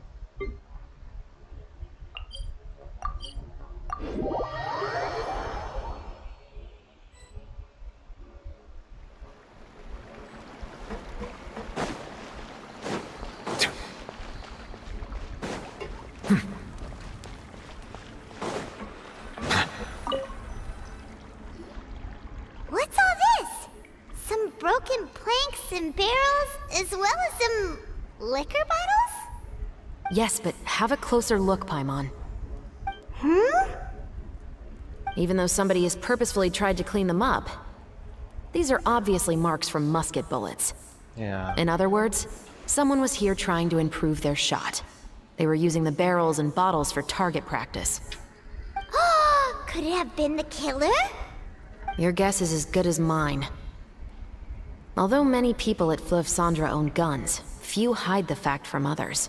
And even fewer would go to such lengths to hide markings from practice shots. Anyway, let's go. There might be more to this.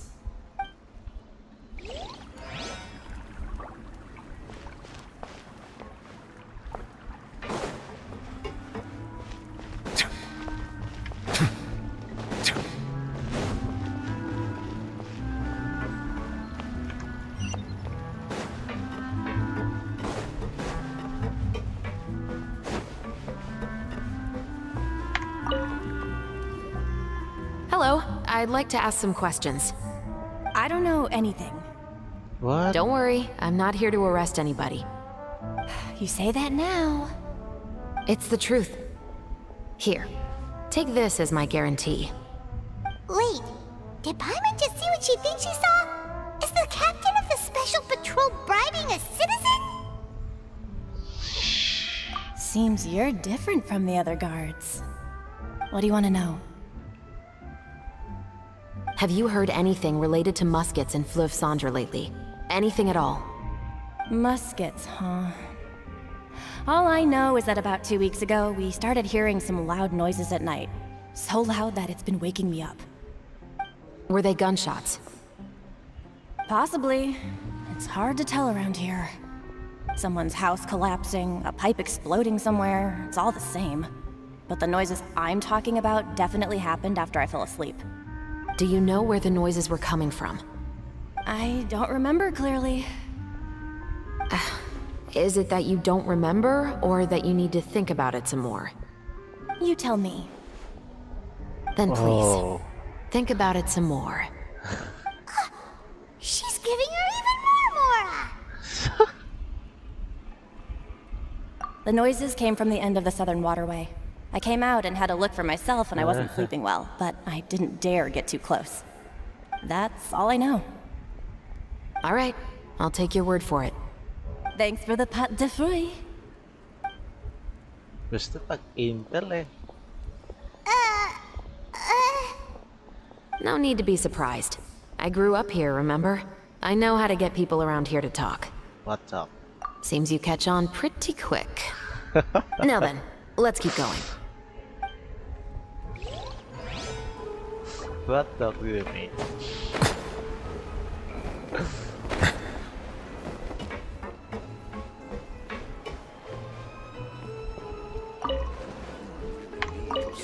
Finally on the right track. It's been a while, Tetro. Please, just get on with your request. I want to know if you've heard anybody talking about muskets lately.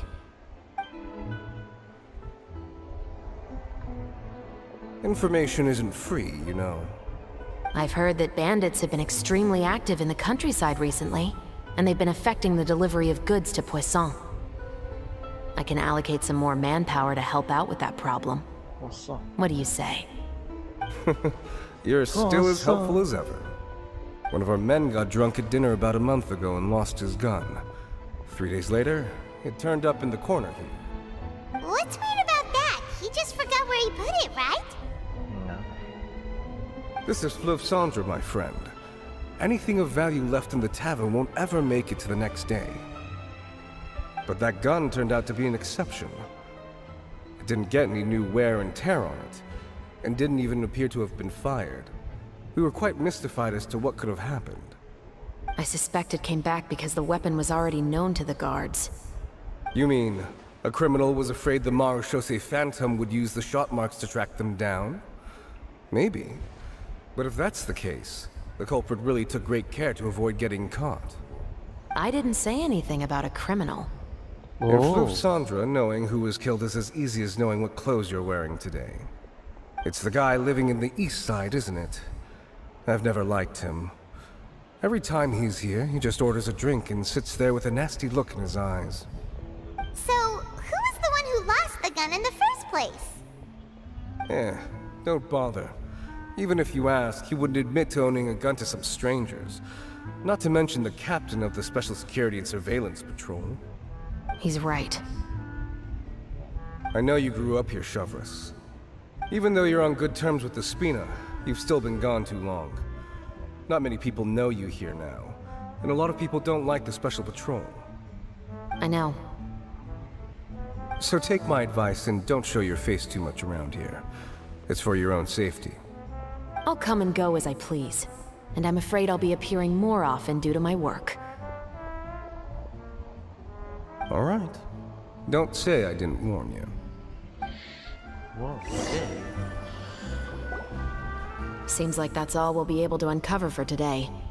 Paimon feels like we managed to learn a lot more here than up on the surface. Yes. Assuming that everything we found is indeed connected to our suspect, then their timeline was probably something like this. A month ago, our suspect found a gun and took it home to disassemble it. Once he'd figured out its mechanics, he brought it back. In the following weeks, he used some parts to create his own makeshift musket, and took it to the Fleuve Cendre for target practice. Then, a few days ago, he found his target and carried out the murder. Once the deed was done, he left a rainbow rose on the body, just like the scene in the novel. That all makes sense to Paimon, but we're still no closer to figuring out the killer's identity! The deceased was a resident of Fleuve Cendre. It's said that he was a poor, solitary man. Yeah, that's also something I'm trying to figure out. If we are indeed following the novel, and there's a story behind the murder, then this murder should be an act of vengeance. But according to our investigation, the deceased didn't have any enemies. He was no saint, but no one's heard of a rival who hated him enough to shoot him dead. Much less care to leave a rose on his body. What message is the killer trying to convey, and to whom exactly? We've thoroughly investigated that possibility. He claims to have spent the whole day at the Opera House on the day of the murder, and the staff there have confirmed his account. Okay, so he has an alibi. Not only that, he lacks a credible motive as well. He has a family of his own, and both of his parents are still alive. I've looked into his records. He was adopted at the age of 6, and all the proper procedures were followed. There are also records of him at an orphanage before then. In the story, the mother of the 2 musketeers was murdered after the children turned 10. Of course, he could have changed the children's ages, but I don't want to assume anything without evidence. More importantly, I've also had a chat with him in person. He didn't seem like the kind of person who would pull the trigger to kill a man. Then, what should we do now? We have all this new information, but it doesn't help us move forward. Investigations take time. I didn't expect us to catch the culprit in just a single day. How about this? Let's spend the next few days filming with the crew. We can continue the investigation once we're done with the film. I'm sure that given time, new leads will present themselves. Wait, but weren't you saying intel is like small, remote islands in the middle of the sea just a moment ago?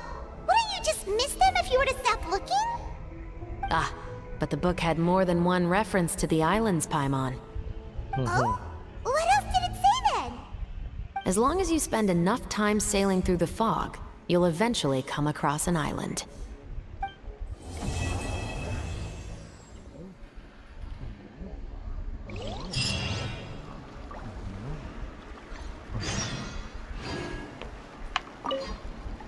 What? Never thought that the captain of the security and surveillance patrol could come from the Fleuve Cendre?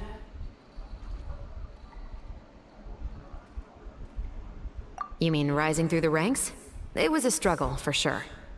But as long as you can distinguish yourself through your accomplishments and skills, you'll eventually be recognized for your worth. If you look at it another way, my life at Fleuve Cendre has actually taught me a lot of valuable skills. Skills like how to barter with criminals or how to think in their shoes. Of course, I'd appreciate it if you could keep this a secret between us.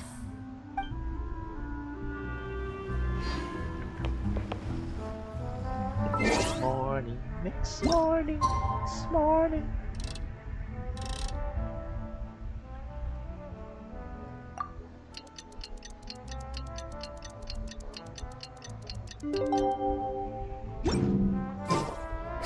It's filming time again! Our schedule is jam-packed for the next couple of days, too.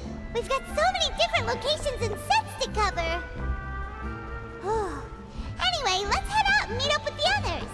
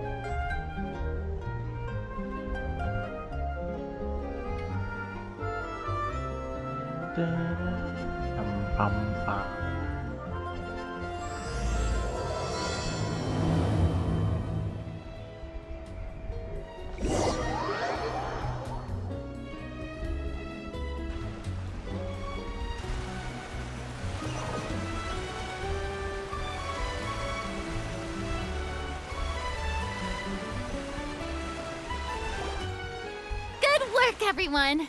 We're looking to wrap with our two main ladies today. I can already smell our success. What do you mean, looking to wrap?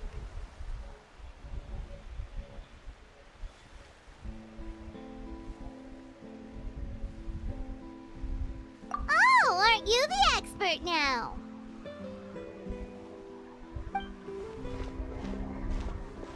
This upcoming scene is the two Musketeers' final confrontation with the Baron. There will be quite a bit of action, but no choreography beyond what we've already rehearsed. Anyway, get ready. Lights, camera, action! The view is beautiful tonight. It reminds me of that fateful night 10 years ago. And now that I've said it, I can even make out the faint fragrance of herbal tea in the air. Enough, villain! It's time that you pay for the death of our mother! My dear Iris, have you forgotten your manners? How can you speak like this to your own father? I'd sooner swallow all of my teeth than call you father. What did I expect? Seems the daughters have turned out to be just as obstinate as their foolish mother. In this world, mora and status is everything. She thought she could blackmail me using her children and force me to grant her recognition and concessions? Ah, how naive can a woman be? Mother never asked a single thing of you. All she wished was for us to live a peaceful life, just like the others. It was you who personally brewed the poison of prejudice and sent Mother to her death. Compared to that deadly poison, the 2 bullets that will soon pierce through your heart will be like sweet mercy. And that's exactly why I said you're just as naive as her. Did you really think 2 muskets would be enough to defeat me? So let's see. What is stronger? Mora and power, or the 2 muskets in your hands? So, what's up then? Get them! Tulip! There are too many of them! It'll be okay. We'll cover each other, Iris. And Mother will be watching over us too.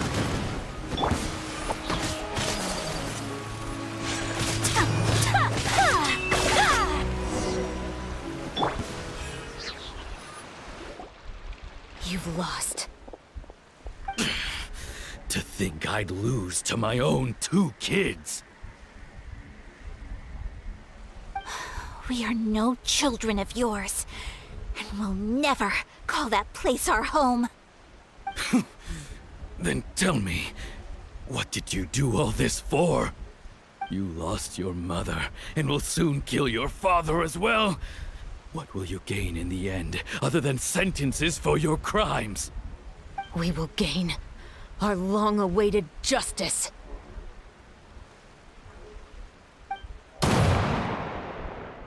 Whew. Sheesh. It's over. Finally, it's over.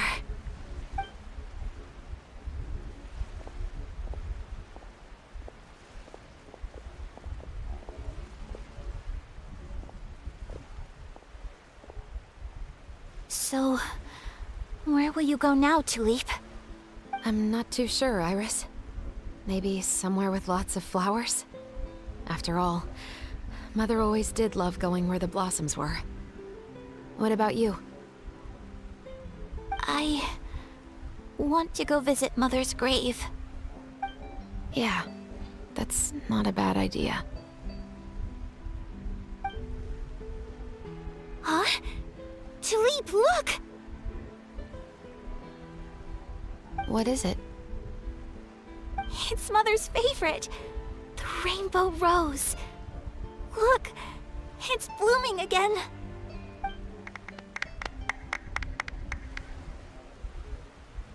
Excellent! That was beyond mesmerizing. Even I didn't expect the scene to go so well. And we got it in a single take. All right, everyone. We've got a wrap for Tulip and Iris. Congratulations, Ayaka and Chevres! Thank you. I didn't expect our parts to wrap so quickly. I wish I could savor the experience for just a bit longer. Paimon totally understands. Paimon's not ready to say goodbye to the clapperboard either. Filming has really been a lot of fun. You were great too, Chevres. The way you said, long-awaited justice. It gave Paimon chills. That is indeed my favorite line in the whole book. I still remember trying to act it out in my room the first few times I read it. Whoa, Paimon would have never guessed you're that type. Who doesn't like stories where the guilty are punished and justice prevails over evil? Don't forget, I'm the captain of the Special Security and Surveillance Patrol. Captain, I have something urgent to report.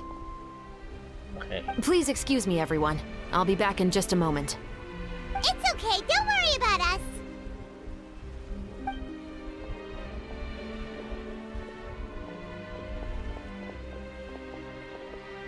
Oh? Was she whisked away by work already? I was just about to tell her how great she did. It seemed like some urgent official business. Then perhaps we should thank the stars that we were able to wrap both of your parts so quickly today. Switching around the filming schedule would have been a real pain. True. Anyway, I actually came over to let everyone know that we're all done for today. You can go home and get some rest. And one last thing, Miss Ayaka. Your acting skills today were immaculate as always. Are you sure you won't consider taking up full-time acting? See, I just happen to know this great troupe that's still looking for a lead actress. Thank you for your kind words, Director Farina. Unfortunately, there are still many matters that I have to take care of back home at the Yashiro Commission.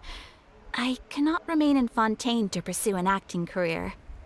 Nevertheless, I will make sure to treasure this incredible opportunity in my heart.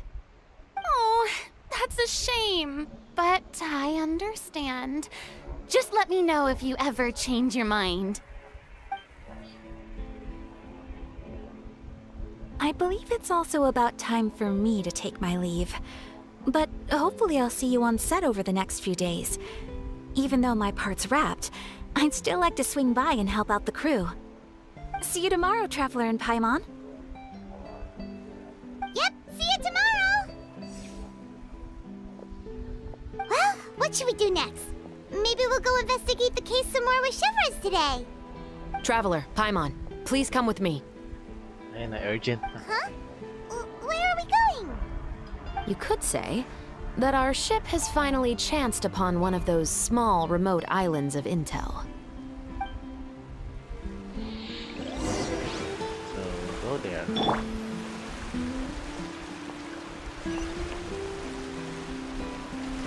Yeah.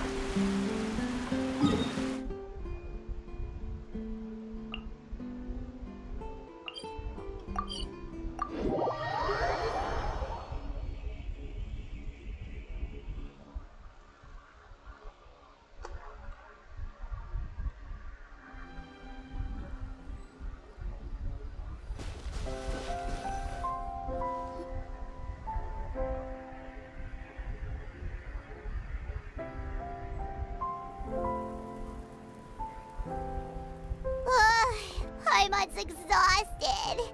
Paimon definitely didn't expect having to float this far after a full day of filming. So, Chevres, why did you take us here? Affirmative. It wasn't anything conclusive, but it should show us a clear way forward. Have you ever heard of someone by the name of Emily? Oh, you mean that famous perfumer? She's a good friend of mine. She's lent me her aid several times in the past to resolve some difficult cases. After I discovered the rainbow rose at the scene of the murder, I sent it to her. After all, she's probably the foremost expert on flowers and scents in all of Fontaine. And then? There was nothing remarkable about the flower or the trace amounts of soil left on it. But according to Emily, the rainbow rose left by the killer was derived from a very rare cultivar. Huh. Paimon didn't know that there were different varieties of rainbow rose. Paimon just thought they grew everywhere in the wild. Flowers that are deliberately cultivated will always show some different features from those that bloom in the wild. We already knew that the rose left at the scene belonged to a special cultivar, but with Emily's expertise, we were able to pinpoint the place where it was first picked from. Oh, Paimon gets it now. So whoever first planted that rainbow rose was probably the killer. Precisely. And after we checked what we learned against some sales records from the past, we discovered that there's only one person in all of Fontaine who could grow and sell this specific cultivar. Really? And who is it? It's the novelist. But didn't you say he had an alibi? To be clear, I haven't changed my mind about him. I still don't think he was the one who pulled the trigger. However, that doesn't mean the true culprit never visited him at his home or never purchased a rainbow rose from his garden. Whatever the case, we will have to confirm a number of things with him. So you mean the next place we need to go is... Yes, we're going to pay him a visit at his home.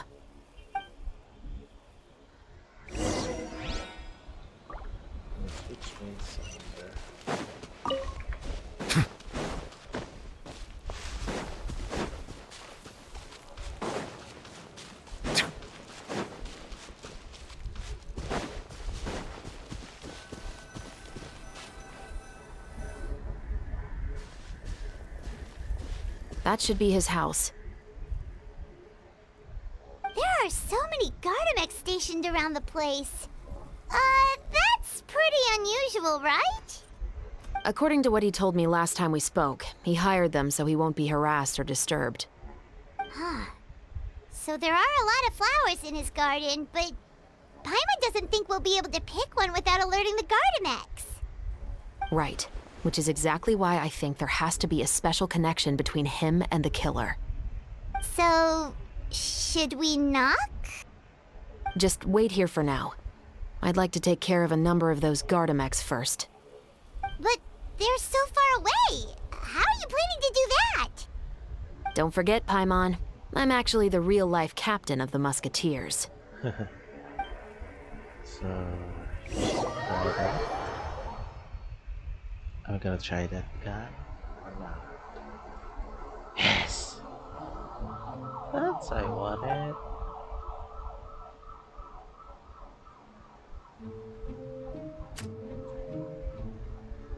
Headshot.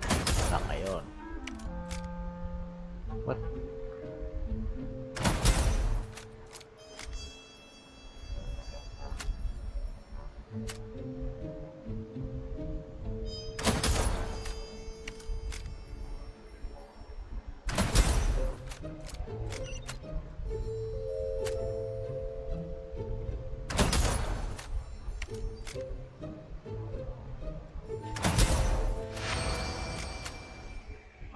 Ho ho ho.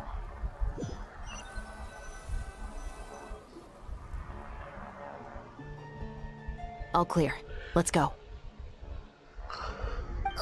Wait! Paimon's a little nervous now that we know he could be the killer. Can we go over our plan of action again? I'll go knock on the door and make sure it's safe inside.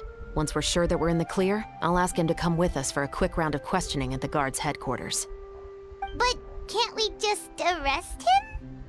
We still have no evidence that he's the killer, or that he lent the killer any direct aid.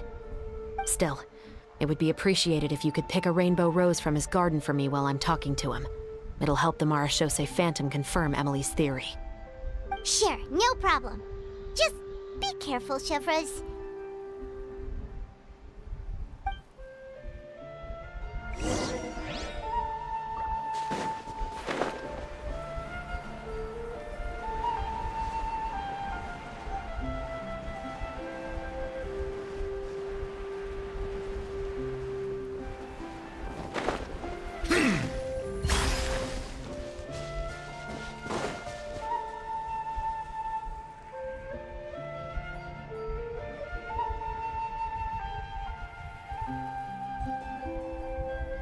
Excuse me, Mr. Baptiste, are you home? Who could it be at this hour? Oh, it's you, Officer Chevreuse. Would you mind accompanying me to the guard's headquarters, Mr. Baptiste? We would like to ask you some questions about a case. Oh, is it still regarding the murder case from before? I cannot confirm or deny that at this time. So it is then. Listen, I need you to come with me, Mr. Baptiste. Miss Chevreuse, I'll save you the trouble. Oh, and you two over there? There's no need for you to pick my flowers either. It's not time for them to bloom yet. Oh! Okay.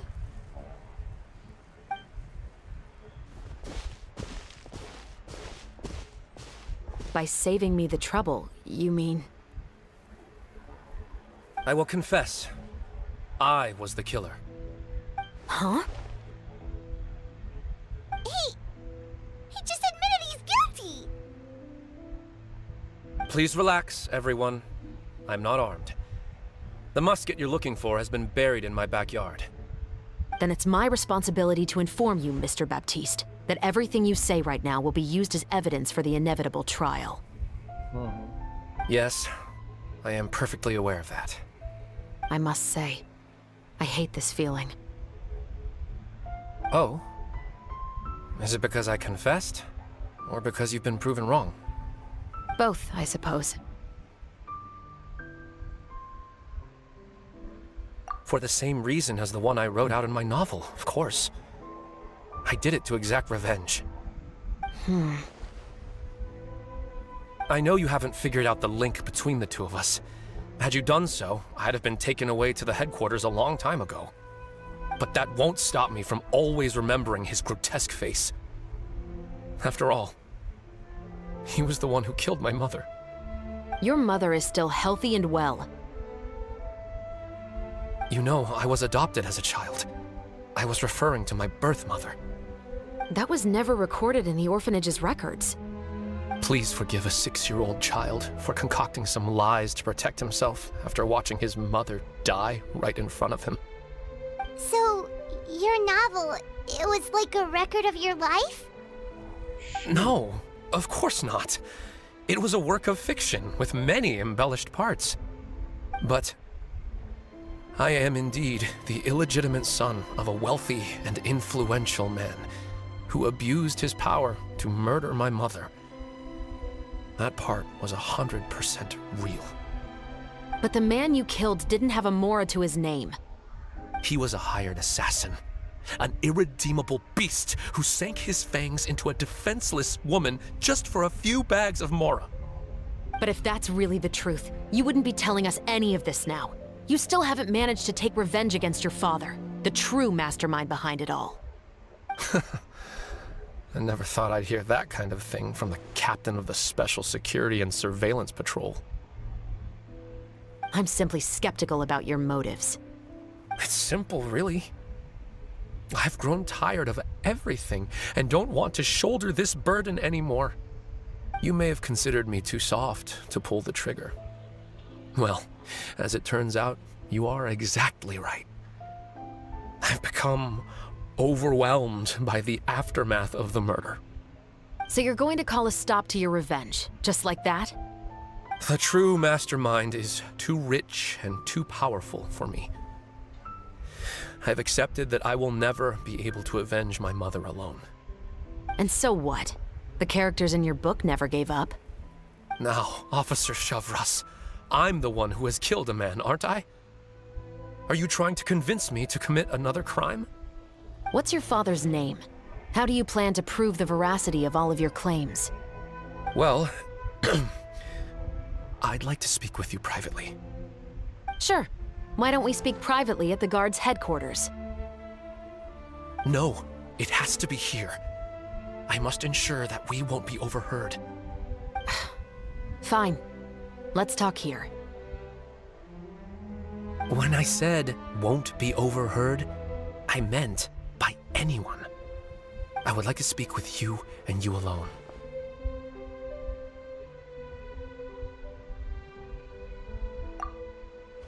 Thanks. I appreciate it. Please stay safe, Shavras.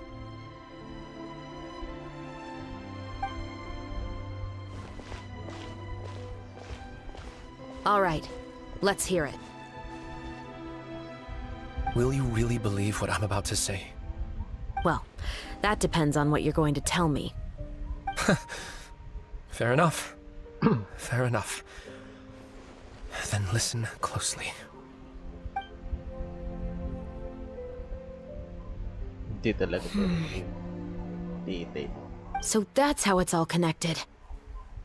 So, it seems you believe me after all. Do you want me to go public with this? No, of course not. At least, not right now. Then why did you bother telling me? You've read my work. What do you think? Even if you were to go public with all of this right now, he'd simply deny everything. It's been too long. Almost 20 years. Anything that could be used as evidence has long faded away. Even if there might have been a solitary island of truth once upon a time, it has long sunk beneath the waves by now. Justice will never find him. Not if you don't try. I know that as the captain of the Special Security and Surveillance Patrol, you will always stand on the side of justice. But do you really think a cushy life in prison really constitutes justice for him? I bet he could lead an extremely comfortable life in the fortress of Meripede. What are you trying to say? I've been observing you from a distance. Your portrayal of the Musketeer was exquisite. Pull the trigger of justice against him. Let the villain get what he deserves. You want me to let you go so you may complete your revenge? No, Officer Shavras. I know that would be impossible. No. What I'd like is for you to perform the deed on my behalf. What? What? Oh, Chevra sure is taking her time. What could they be talking about anyway? Oh, Paimon's worried. What if he decided to attack her?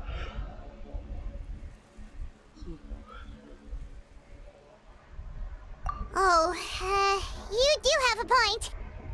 Still, do you have any idea who the rich person might be?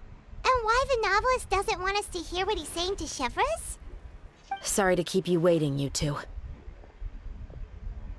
Hey, how did your talk go?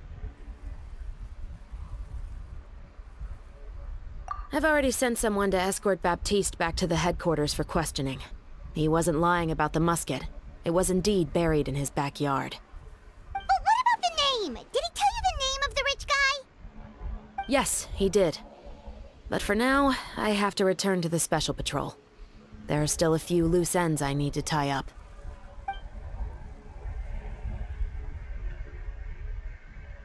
I'll probably be quite busy over the next few days, so apologies if you don't see me on set. All right, Paimon understands if you can't tell us everything you know. We'll just keep an eye on the Steambird then. Actually, there's still something else I need your help with.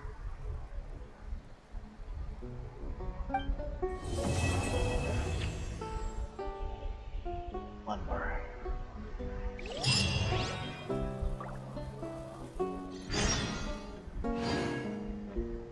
Eight.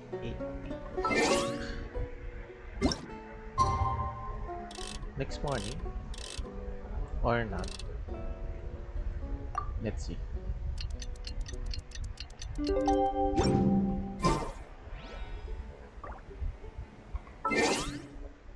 Next morning.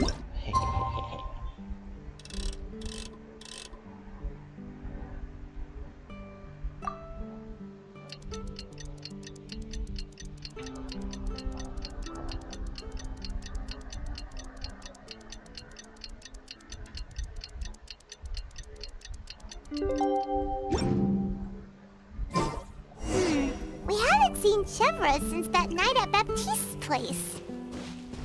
Well, guess there's no point in worrying about it now. Let's go join up with the others.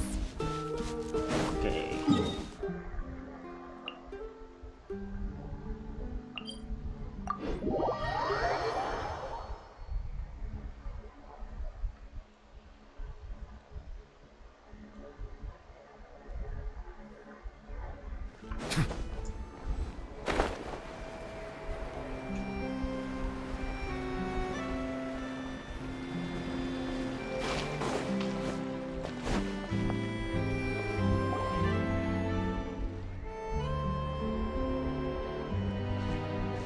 Good morning! Hayaka and I were just talking about you. What? Is Chevra still not joining us today? Probably not. We haven't seen her either. Huh? That's such a pity. Director Farina said that we've only got a few small scenes left before wrapping up the entire thing. She even said that she'll get me into a couple scenes, so everyone will have a chance to shine in front of the camera. We were also planning on having a victory feast once we're all finished filming. You can join us, right? Of course. Yes. Only Chevros was here. I still haven't taken a photo with her. I'm afraid that can't be helped. Those special patrol folks are like phantoms when they've got a case on their hands. But to be honest, I'm even more concerned by what I read in the Steambird earlier this morning. It said that the killer in the murder case was none other than the author of the Two Musketeers. Oh yeah, I heard about that too. He came forward and confessed his crimes, but gave no explanation as to why he pulled the trigger. We didn't know about this case at all when we joined the film. Is it going to affect the reception of our work? From a pure publicity standpoint, this will draw a lot more attention to our film. I have to say, though, that no director can be perfectly comfortable with garnering attention through means other than artistic skill.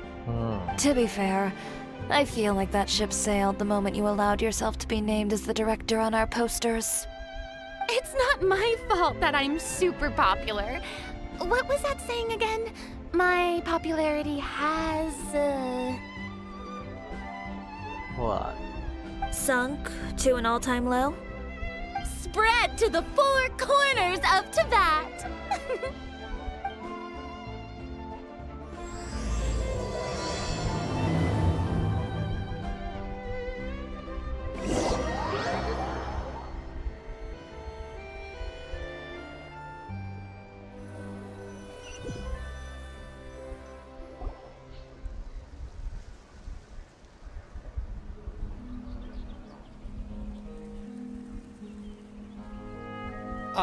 Excuse me, everyone. Xavier! Feels like it's been ages since we last saw you. I've been talking non-stop with the Film Association, and I'm absolutely swamped trying to coordinate the film's marketing. So Okay. forgive me for not being around more often, but please believe me when I say that I will make sure everyone's hard work gets the exposure it deserves. Oh, seems like you've been fighting your own battles. Yes, that's one way to put it. Oh, and before we begin the final round of filming, please allow me to finally introduce you to the original investor of our film, Mr. Morris.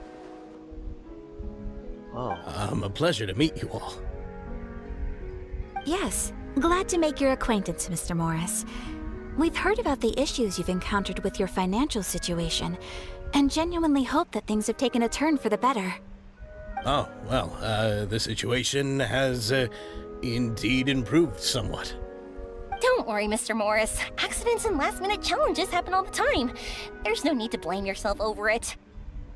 The good news is that we're almost done filming now, and I would even say that this is the best story I've ever seen. Is that so? I say that's great news. All right, now that we've gotten all the pleasantries out of the way, let's get this show on the road. We'll mostly be filming typical people and scenery from the streets today to improve the sense of environmental ambiance in some parts of the film. Oh, and there'll be a cameo for Mr. Kamisato and Miss Yoimiya as well. They'll be used to show outsider perspectives on the fates of the two musketeers. That's right. Ayato should be here any minute. Excellent! Then let's start with the scenery shots. Camera and clapper loader, you're up. Yep, we'll be ready. Remember, all we need are some wide zoom shots of the streets. If you happen to find Wide some zoom. particularly lovely patches of flowers and grass, feel free to grab some close-ups of those as well. Ready? Lights! Camera! Action! Okay, now move the camera slowly. Try to focus on that flower. What's wrong? Just adjust the focal length a bit. Something the matter? Huh? But wasn't it working fine for all the days before? Veronique, can we try a different camera? No problem. How about this one? All right, let's give it another try. Lights, camera, action! Something's camera.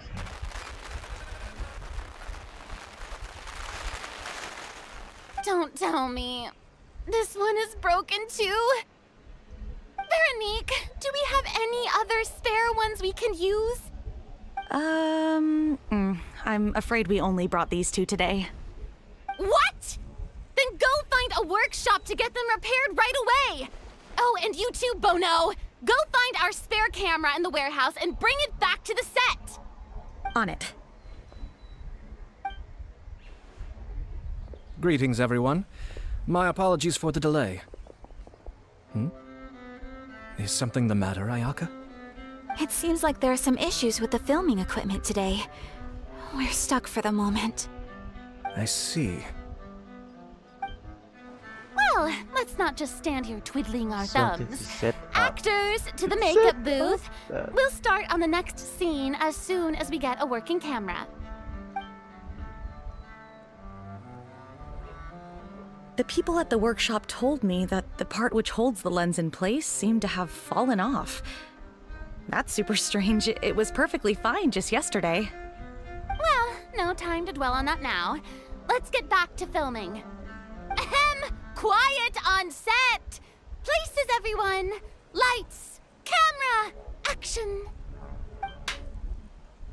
By the way, have you heard about that recent murder case? Yes, I have. It seems that they've caused quite the commotion in the city. I heard that the chief of the guards is so mad about not catching the culprit that he's about to explode. Oh? I find that quite hard to imagine, considering how he already looks most days. Director, we have a problem. Oh, we're in the middle of a take! Couldn't you wait until we wrapped up this scene? No, Director, our film, all the finalized film that we've been keeping in the case has disappeared. What? Oh, wait, what did you say? Mr. Bono, please take me to where the film was kept right away. I'm coming too. No, Yoimiya, you have to stay here. Oh. Okay, listen up. Everyone who's not working on this current scene can go with Bono to look for the film. Everyone else, stay put and wrap up the scene. Unbelievable. How could all these problems happen in just one day? We're back. How did it go? Did you find the film? We found it in the sewers. Huh? In the sewers? Is the film still okay? We discovered it just in time, so we should still be able to salvage it. The others are checking now to see if we lost any specific scenes. You scared me for a moment there. I nearly thought we had lost everything. I really don't want to experience that feeling of despair again. Okay, but who could have stolen the film and dumped it there? Could it be some competitors working on other films? But if they wanted to harass us, why wait until the last day? Okay, we don't have time to really look into it right now. Let's strike while the iron is still hot and wrap this thing up once and for all. Yeah, let's finish it.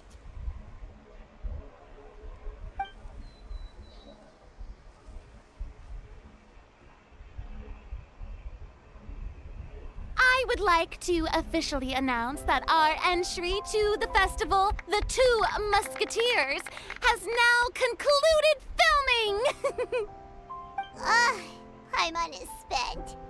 It's so late already. Even though the filming process proved to be extremely challenging, everyone provided valuable and unique contributions to the final product. Thank you all for your dedication and support. And just like Director Farina, I would also like to extend my most heartfelt thanks to all of you. Really, you've all helped me so much. All right, let's save the awards speech for later and hopefully also get some rehearsals in before the real thing. Anyway, now it's time to party! Let's all make our way to the beach and have a celebration feast so loud and fun that even the blubber beast will want in. Party! Paimon wants to party! So, the weekend's here now.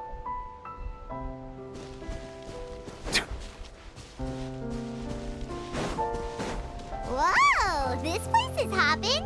Everyone's finally getting to relax after wrapping up the film. Let's go chat with someone. Have you ever seen a fireworks show, Mr. Morris? It's pretty amazing. I'm afraid I haven't, but I'll take your word for it.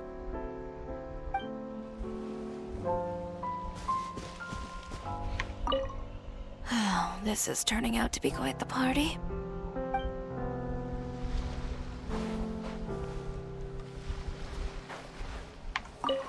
I was thinking, if this film turns out to be a success, could I ask the two of you to stay and be a part of my crew? Of course, I'll definitely increase the pay for next time. I'd be more than happy to, Mr. Xavier. Thank you for the offer, Mr. Xavier. But I've made some plans to go on a journey to the other nations once the festival is over. Is that so? Well, then in that case, bon voyage, Miss Veronique. Please feel free to get in touch once you've returned to Fontaine.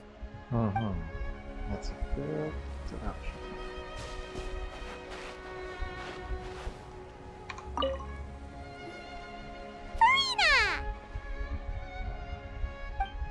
Oh, my darling clapper loader and camera operator. You've both worked really hard. Paimon thinks you worked even harder than us. Honestly, Paimon was getting a little tired of playing with the clapperboard by the end of it. Worst of all, Paimon started having dreams of you shouting, "Lights, camera, action!" into Paimon's ears. The actual dream can't even start until you've yelled that. Hey, if anything, shouldn't I be more grand and delightful than your dreams? We've been through so much together, and that's how your brain remembers me? That's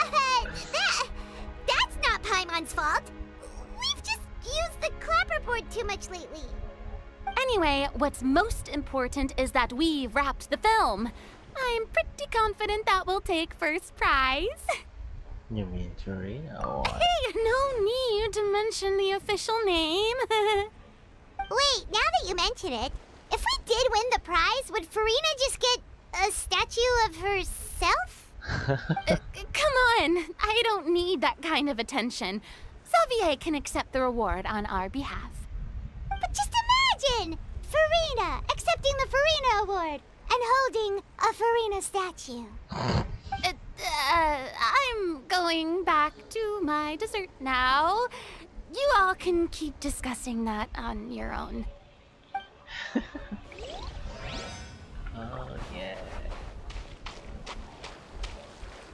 Hey, Ayato! How's your work been going? Everything went rather smoothly. Thank you for your concern. Ayato told me that we've already confirmed the dates for some Inazuma Fontaine cultural exchange events. So the next time we visit, we'll be doing so in our capacities as the representatives of the Yashiro Commission. Oh, that's great! Then maybe Paimon will be able to find Fontaine detective novels in Inazuma from now on! Oh, wait. Wouldn't Yaimiko get upset if that happens? That would be stealing some of her business. You've got a point. She's always complaining that light novels have become bland and too predictable after all. The cultural exchange won't only feature literatures of both nations, of course. We have also made plans for cross-cultural engagements in the fields of gourmet cuisine, toy making, and artisan craftsmanship. Whoa! Paimon's getting super excited now! When the time comes, be sure to visit and participate in all the events. So more events come from this live version.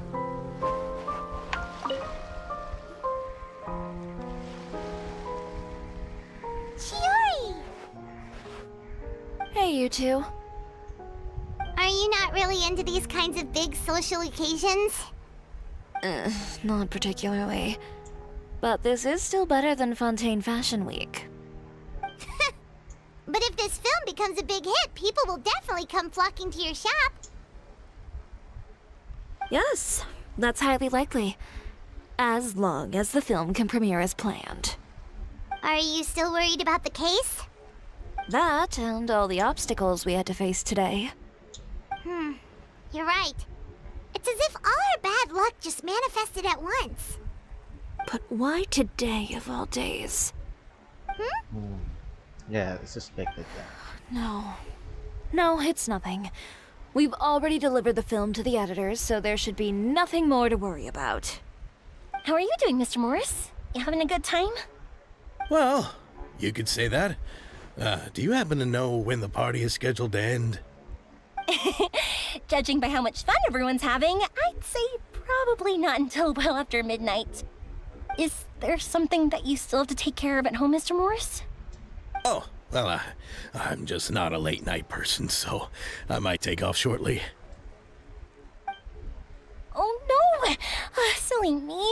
I almost forgot something super important. Oh, what is it? I prepared a whole batch of fireworks for the party, but I forgot to bring them over from the warehouse. Fireworks, you say? That's, truly a pity. Sorry things didn't go as planned. Could you help me carry them over, Mr. Morris? I won't be able to fetch all of them by myself. Me? Are you sure that you can't find anyone else? I just wanted to make this a surprise for everyone. The warehouse isn't far from here. We'll be there in no time. Pretty please, Mr. Morris. These are some of the best fireworks I've ever made. So I also want you to see them before you leave. They're stunning. I promise that they'll be a once-in-a-lifetime experience that you'll never forget. But...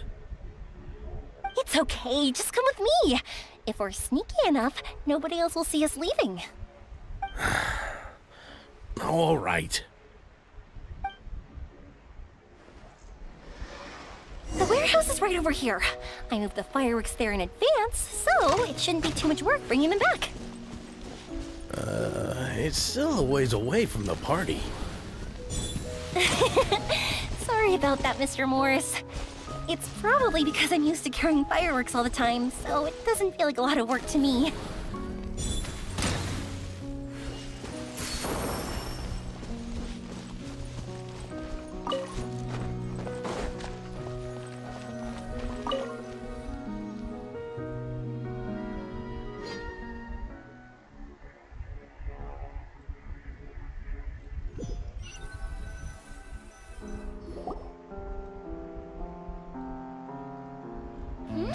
It's dark in here. Wait here, Mr. Morris. I think the light switch should be somewhere over here. Why did I have to get roped into this? What was that?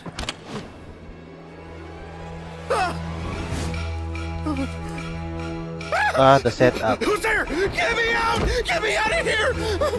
Did you really think you'd get away, Morris?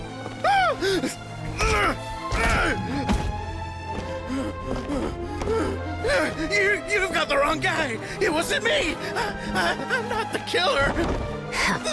You know, Eliza died a far more heroic death than this. She fought your assassin to the end, to save the children she had hidden beneath the floorboards.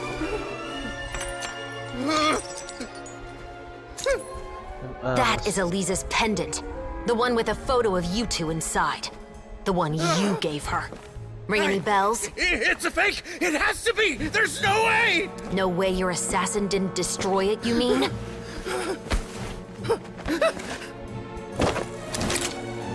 Did you ever love her, Morris? Or was killing her always the plan? No, please! Listen to me! I told Eliza to keep us a secret! I paid her plenty for her silence! I never thought she'd keep the child! Everything was gonna come out, and I had no choice! She'd force my hand! No! I'm begging you. I have money. Just name your price, please! You can keep your Mora, and you can go to hell. Sheesh. I'm Captain Shovraz of the Special Patrol. Morris, you're under arrest for Eliza's murder. Huh?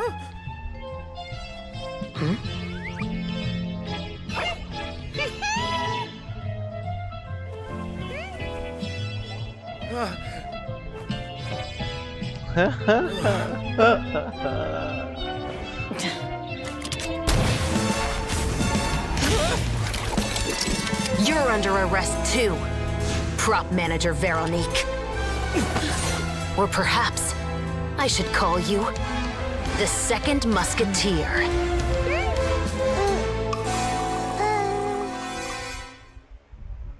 Wait, what's going on? This wasn't in the script. Drop the gun, Veronique. Why? Why would you keep me from exacting revenge on this heartless monster? Drop your weapon. This is my final warning.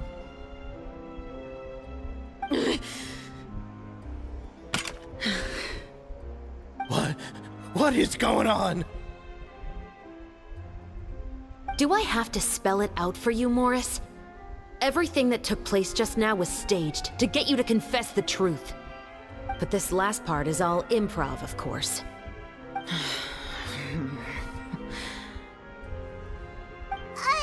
Shivers, you told us you wanted us to help you stage a play. You never said anything about the second Musketeer. It's because even I had no way to confirm my theory until now. Thank you for your performance, Yoimiya. Could I trouble you to go and bring in the other Special Patrol members? They should be on standby just outside. Oh, and please tell the other cast members not to worry about us. We'll be rejoining them shortly. On it!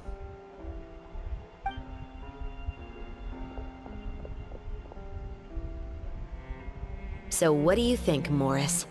Care to talk about what happened 20 years ago? My patience is limited, you know. Don't force me to take you back to the interrogation room. I'd wager that you wouldn't last for more than a minute in there. With the recording we made, you have no chance of winning in court. Cooperating with us now is the most practical move. All right. I'll talk. I hired an assassin to murder Elisa. She once worked as a maid on my family's estate. She was very beautiful, and after some time I fell for her. We kept our relationship a secret and carried out an affair for some time, but it wasn't long before she became pregnant. And if my parents ever found out, they would have stripped me of my inheritance and status, driven me out of my home. I also didn't expect Elisa to insist on bringing the pregnancy to term. She even asked me to leave my family and travel far, far away with her. She believed that you were truly in love with her. I didn't have a choice. I gave her a large sum of mora, told her to leave the family and to get rid of the baby. But then years later, she sent me a letter. There were photos of 2 children, and she even asked if I could find some time to visit them. Huh? 2 children? Paimon thought Baptiste was the only... you mean... Even if she had the children against your will, you could have just ignored the letter entirely. Why kill her? I had just gotten engaged to be married to an heiress from another wealthy family. So if anyone were to find out about Elisa, my life would be completely ruined. I didn't have a choice. No. You always had a choice. You just made the wrong choice. Again. Do you know how it feels to watch your mother be killed right in front of you? My brother and I were hardly even school age yet. We were hidden beneath the floorboards, grasping each other's hands like a lifeline. We were so terrified that we didn't even know we could ever take a breath. All we could do was to watch Mother try to fight back, and then collapse to the floor.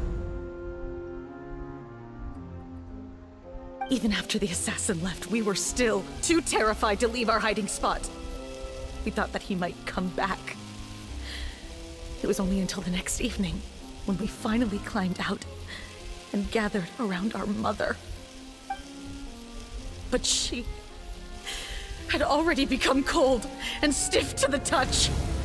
You made up your mind right then and there to bring this case to light. Not only that, we resolved to get our revenge. And that's why you became the Musketeers. No, that's why I became a Musketeer.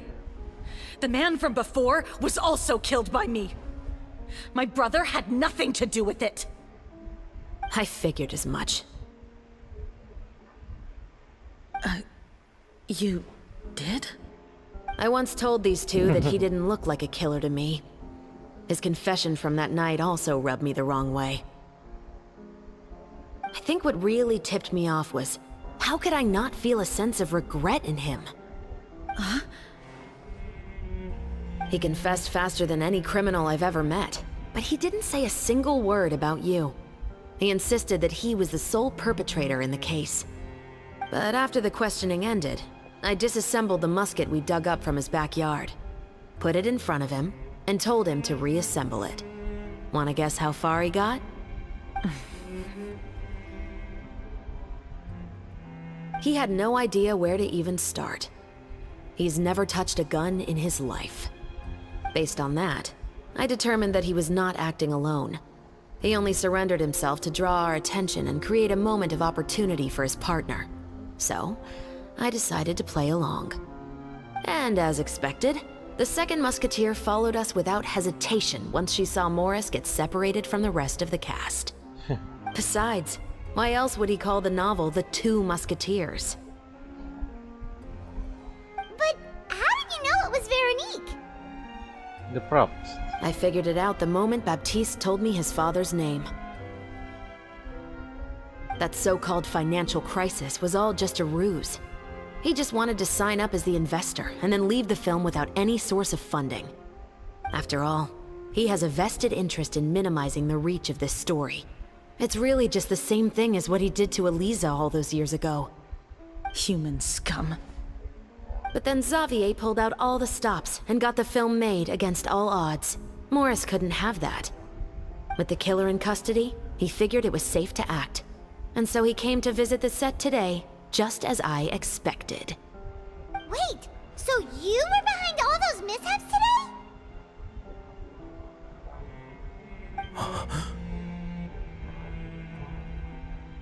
As for the identity of the second musketeer, I assumed they'd probably stay close to Morris and look for an opening.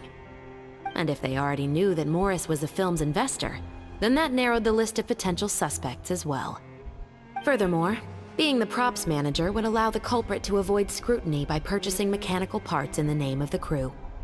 With that hypothesis in mind, I went back to check Baptiste's orphanage adoption records.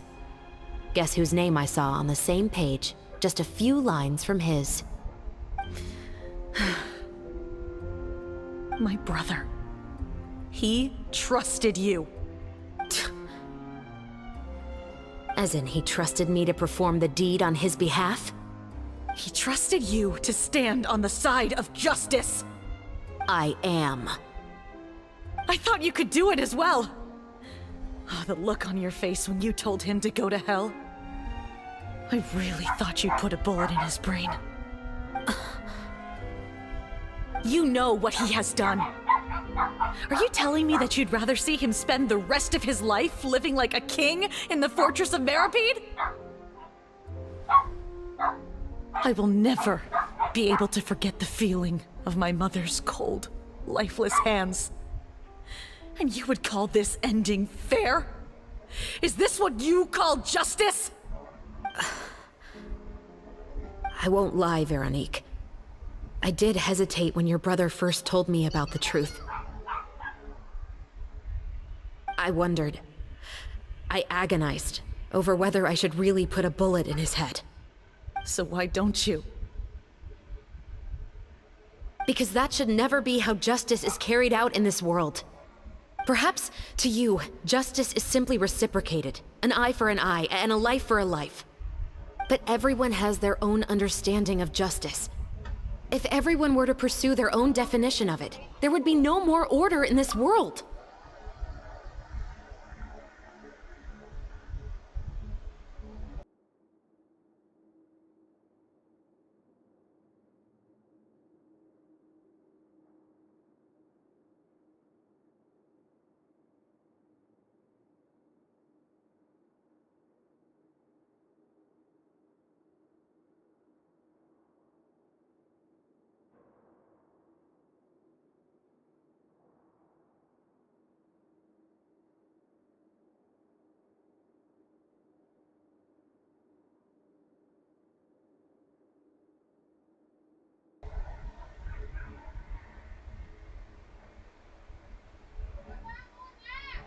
Wait nga lang. Saan na ako? PG, sarap.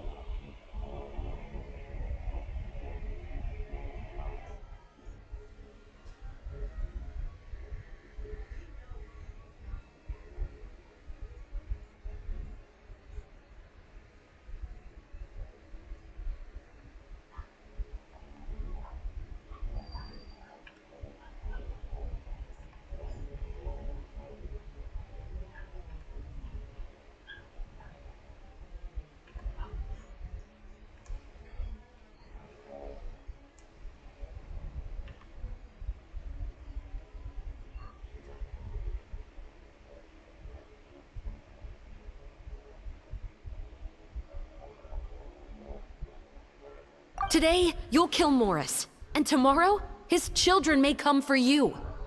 The world cannot render judgments based on a desire for revenge. That will only lead to a cycle of revenge, as well as the destruction of order and civilized society. Fontaine is founded on a set of laws and a standardized code of justice. That is why we are the nation of justice. But with all that said, I will promise you this. Morris will not lead a cushy life in the fortress of Meripede. Chevros, the rest of the special patrol is here. Thank you so much, Yoimiya. Letelier, Terena, please take them away.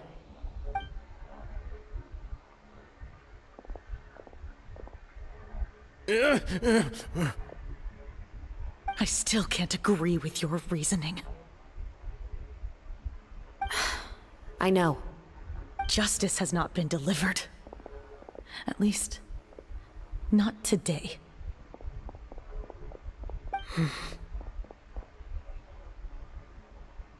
Chevros. Let's go. We should give an explanation to the crew. Thank you for your concern.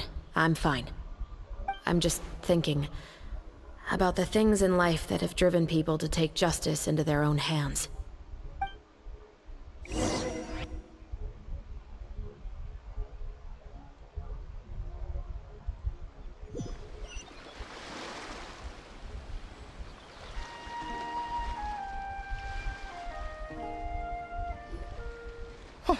Who would have thought Morris would turn out to be... I'm at a loss of words. How could he have done something like this? I'm just glad that you're all safe and sound. Who knew that such a labyrinth of cases would be behind this story? Well, what should we do now? We have a finished film, of course, but should we still go ahead with the premiere? What do you mean? Shouldn't you be even more motivated to spread the word now that you've learned the truth? Chiori is right. I'd also like more people to see this story for themselves. But the real ending of the story seems to have deviated somewhat from the one in the script. Is that still acceptable to you, Miss Chevros? The call is yours. We still have time to reshoot an ending if that's what you'd like. No, it's fine as is. I like what we have for the catharsis. Romanticism is what gives works of art their appeal. Fiction is able to explore means of restitution that could never work in real life. Just like the real world, the world of stories also has its own set of rules and justice. These different possibilities are what initially drew me to reading in the first place. Sounds good to me. I support your decision. What about Veronique? Will she be okay? She will soon face her judgment alongside her brother and Morris. If I had to guess, they'll probably all be sent to the fortress of Meripede. I'll make sure to give Risley a heads up about it. Oh, you mean that kind of heads up? Exactly. Ahem. All right, then the matter's settled. Now that everything's been taken care of, there's no reason for us to keep looking all gloomy and grumpy. Let's get back to the feast and enjoy each other's company. We'll be starting the post-production process tomorrow. You should join us, Chevros. You missed the first few hours of the party, didn't you? All right. Count me in. Then I'll wait for you over there. There's still some good news that I'd like to share with Chevros. Traveler, Paimon, could you wait for me by the sea after the party ends? I'd like to go on a brief walk with the two of you. Thank you very much.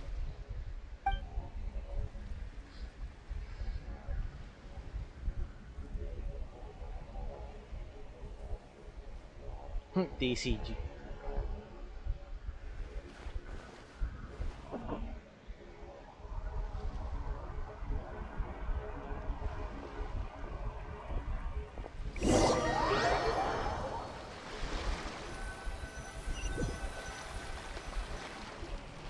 Sorry for the wait. Oh, we weren't waiting long at all. Is there something else you wanted to tell us? No, I don't have anything new to share.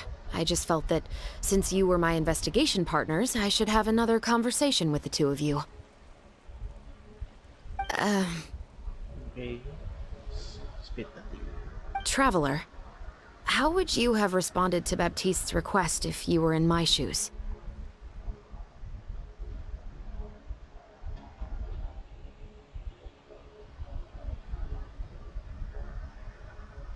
Is that so? Well, thanks for sharing. When I was young, my father often took me here to swim. We'd come rain or shine, even when it was freezing cold. He told me that swimming was the best activity to train one's strength of will. You could never give up before reaching the shore, especially when the water was cold. Oh? Why's that? Because the moment you give up would be the moment you die. At that point, I still hadn't received my vision. One winter, the chilly wind felt almost like knives on my skin, and the seawater was so frigid that it numbed my toes the moment I stepped in. I cried and begged my father to spare me from having to swim across, but he wouldn't listen. He used to be a member of the Special Patrol as well.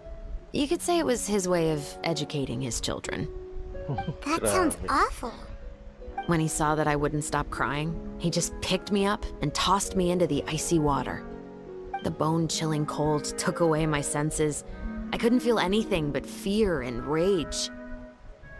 I waited for my father to save me, but one look and I knew he'd already started swimming for the opposite shore. I realized that if I were to give up, I really would die right then and there. I used all of my strength to try and catch up to my father. Those few minutes felt longer than my whole life up until that point. I did, however, make it to the other side. I've never felt afraid about anything in my life after that, nor have I ever cried again. That way of teaching would have never worked on Paimon. Yeah, I don't think that was the right method for anyone. It's just that, working now as I am in the pursuit of justice, I still sometimes feel like I've been tossed into that winter sea all over again. The anger and the helplessness. Chevres. But the worse I feel, the more I know to never give up. The alternative would be to forever lose myself among the waves. Anyway, how about a race? Neither of us will drown, but we can still see who swims faster. You guys go ahead! Paimon will grab the clapperboard to mark the start of the race.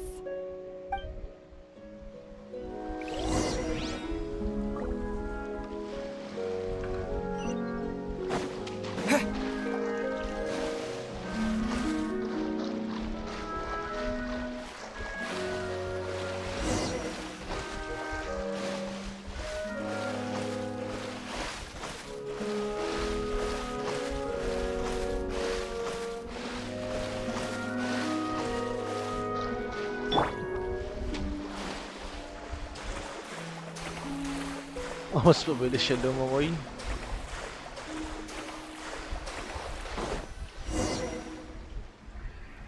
Oh, that felt good. You were so fast in the water, Chevres! You were swimming even faster than Paimon can fly! So, about the Special Patrol, did you join because of your dad? Partly, but I'd say I was more inspired by the heroes I read about in stories growing up. Oh, so it's due to your love of stories! Of course, it was only after I joined the Special Patrol that I learned that truth is often stranger than fiction. Come on, let's walk a bit more.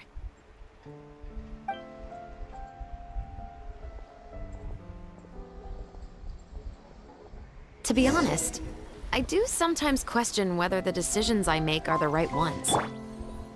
But I know that no matter what, I must keep swimming. Because the only thing I've got my eyes on is the shore in the distance.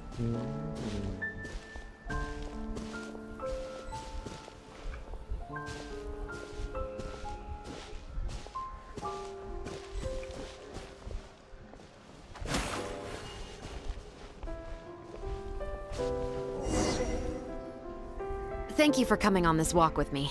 I feel a lot better after getting all that off my chest. And it's on. Huh. We're nearly back at Baptiste's house. Huh. You're right. I didn't realize we were so close. He really did plant a lot of flowers. It's just like how he described it in the story. Huh? Wait. Paimon, Traveler, look! The rainbow roses in the garden. They're in full bloom now.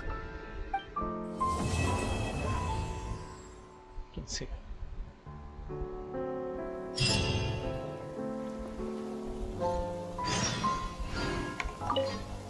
Even though it's a bit late, I must thank you for investigating this case with me. Not on behalf of the Special Patrol this time. It's a personal expression of gratitude from yours truly. Oh, you want to hear more about my father? To be honest, I didn't spend that much time with him. He was always busy with the Special Patrol, so he would often return home really late at night. Some nights, he didn't come home at all. Once, he didn't come home for a long time, maybe a whole week or so. When I went out to buy food, I learned that he had become a criminal, and by extension, that made me a criminal's daughter. But we can talk about that another day. I actually have a lot of sympathy for Veronique and Baptiste. I can understand the hatred they feel for their father. But that doesn't mean I'll allow them to walk the path of evil, even if it might lead to another sense of justice.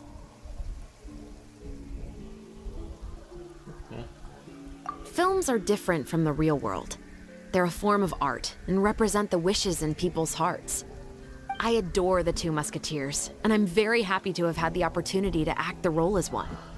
I can't wait to catch the film when it premieres in the Opera House. I'm looking forward to seeing the audience's reaction to the climactic ending. Thank you for looking out for me. I'll see you at the award ceremony. I'd be very surprised if we don't win.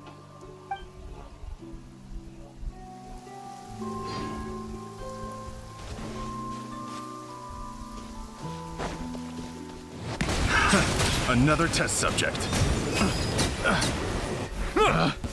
Picked the wrong test subject. 2 days. 2 days.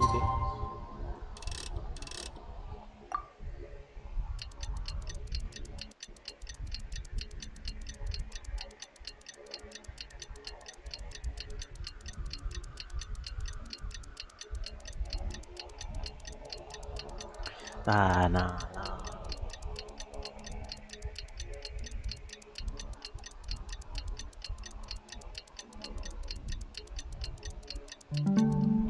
Water comes in many flavors to the discerning palate. Mondstadt's water is crisp and... Let's go.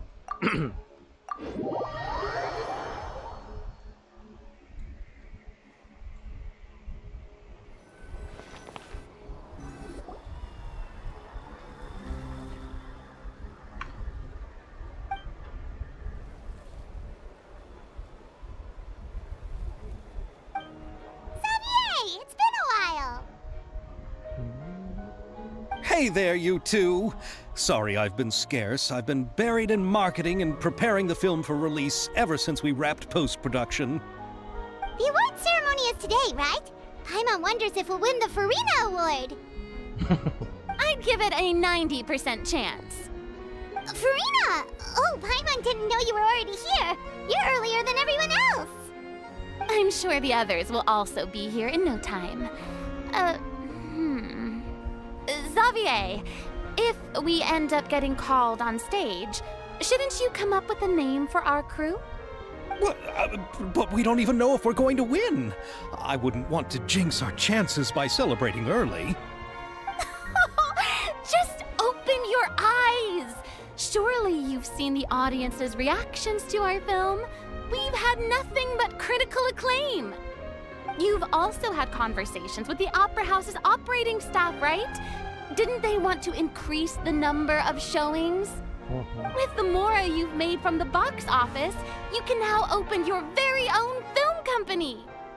But that's all credit to my amazing crew.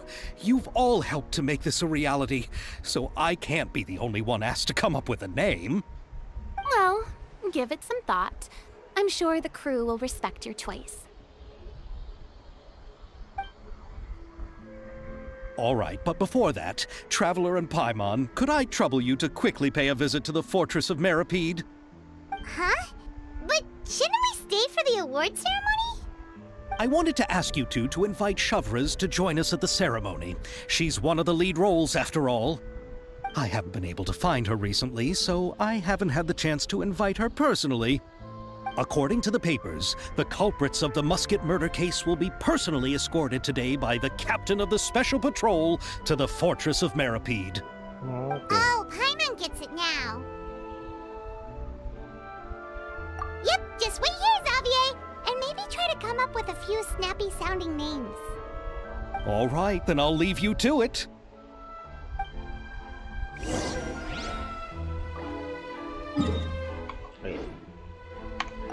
Will we really win an award? Trust me. When have I ever been wrong about something like this? Will we really win an award? Trust me.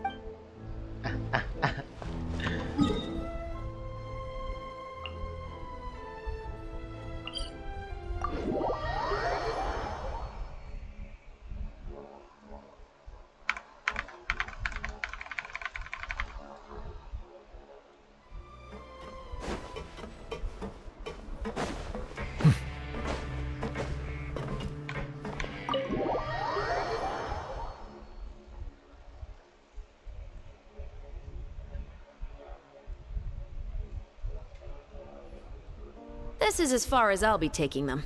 I'll leave the three of them to you now. Got another errand to run? Something like that. I'm expected at a party. Now that's something you don't hear every day. Found a new pastime? No, it's just a special occasion. Shavraz! Risley! Festivals really do bring people together. It's been a while since I last had so many visitors at the Fortress of Meripede. Call it the festival spirit, I guess. Yeah, you could say that. Even our head nurse has gotten herself all worked up preparing super deluxe nutritious shakes. Just one gulp and you'll have met all your nutrition needs. Were you talking about work just now? We've already finished discussing everything. So, what do you think about my heads up, Mr. Risley? I believe I haven't yet made any promises or guarantees. But you also didn't shoot me down. Here, how about this? You could give everyone a copy of the newspaper. Perhaps on the day when the cover story happens to, oh, I don't know, expose a certain someone's misdeeds from 20 years ago? I suppose then a certain someone may soon find himself the most unlucky person in the Fortress of Meripede? While another two people will soon be hailed as heroes. Speaking of heroes, did you two need something from me? Oh, actually, we're here for... You're here to invite me to the party, right? Don't worry, I didn't forget. Ooh, then let's head back right away! See you, Risley! Happy Fontanalia Festival! And the same to you.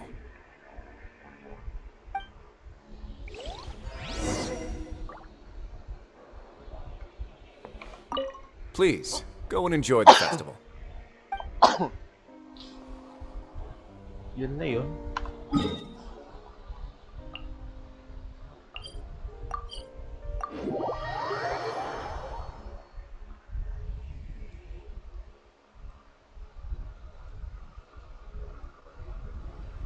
And the winner of the Farina Award for the first Fontanalia Film Festival is... the Two Musketeers! Shing.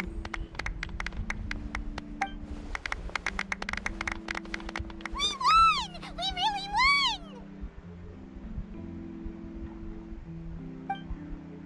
Congratulations, Mr. Xavier. We won? I can't believe it! I really can't thank all of you enough! See? My takes on Fontaine's entertainment industry have never been wrong. Now, please welcome to the stage the producer of the Two Musketeers, Mr. Xavier!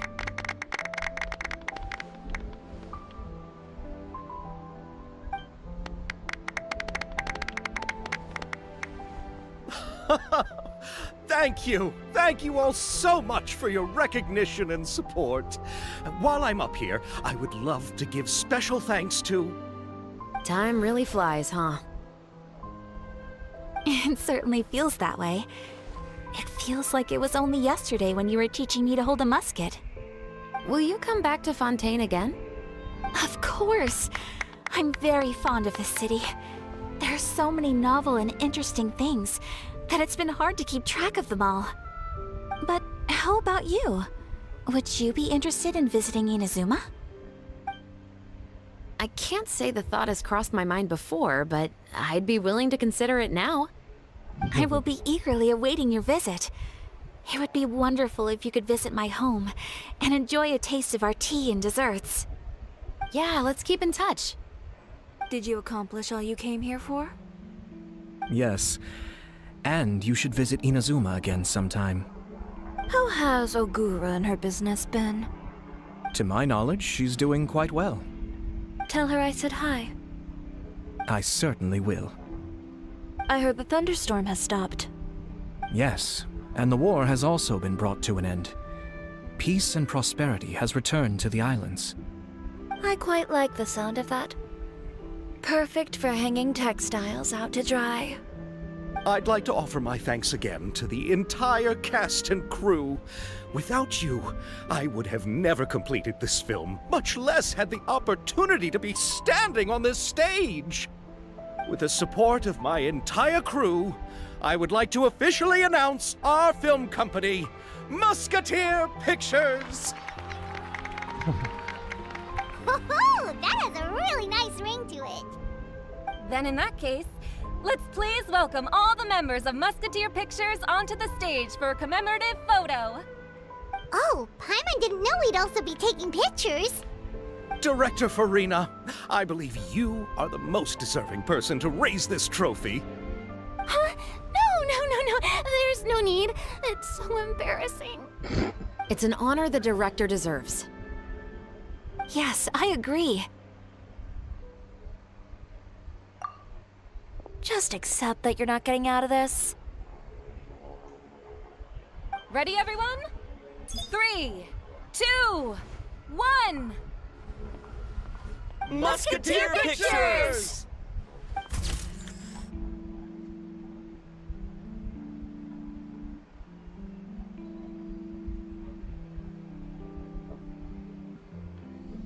That's good, Jake.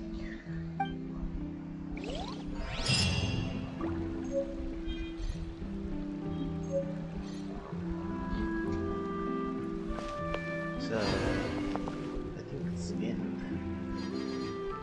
If I'm right.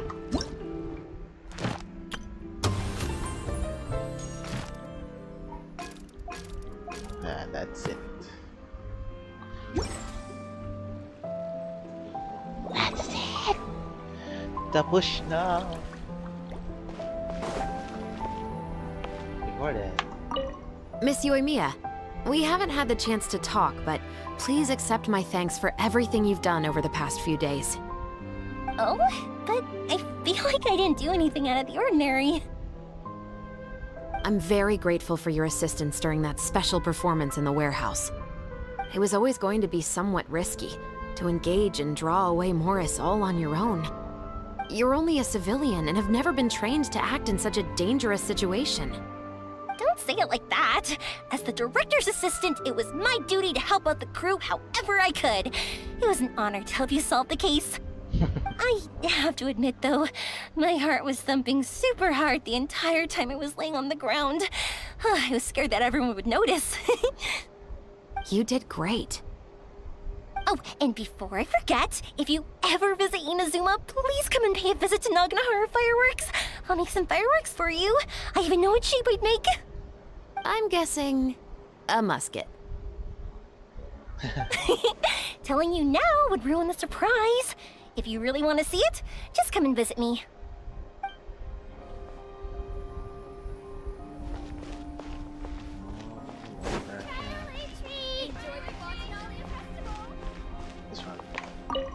Lady Farina, please allow me to take just one more photo of you.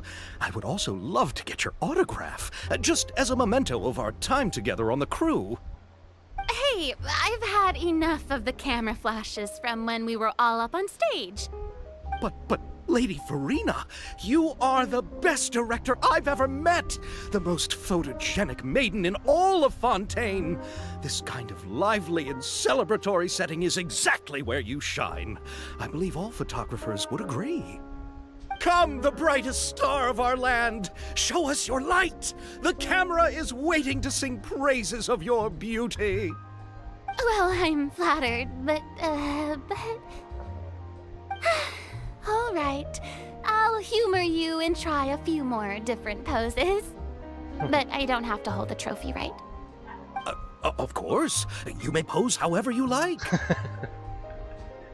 Thank you so much. Thank you so much. By the heavens, my luck has been beyond belief. I'm having a hard time coming to terms with it now. Oh.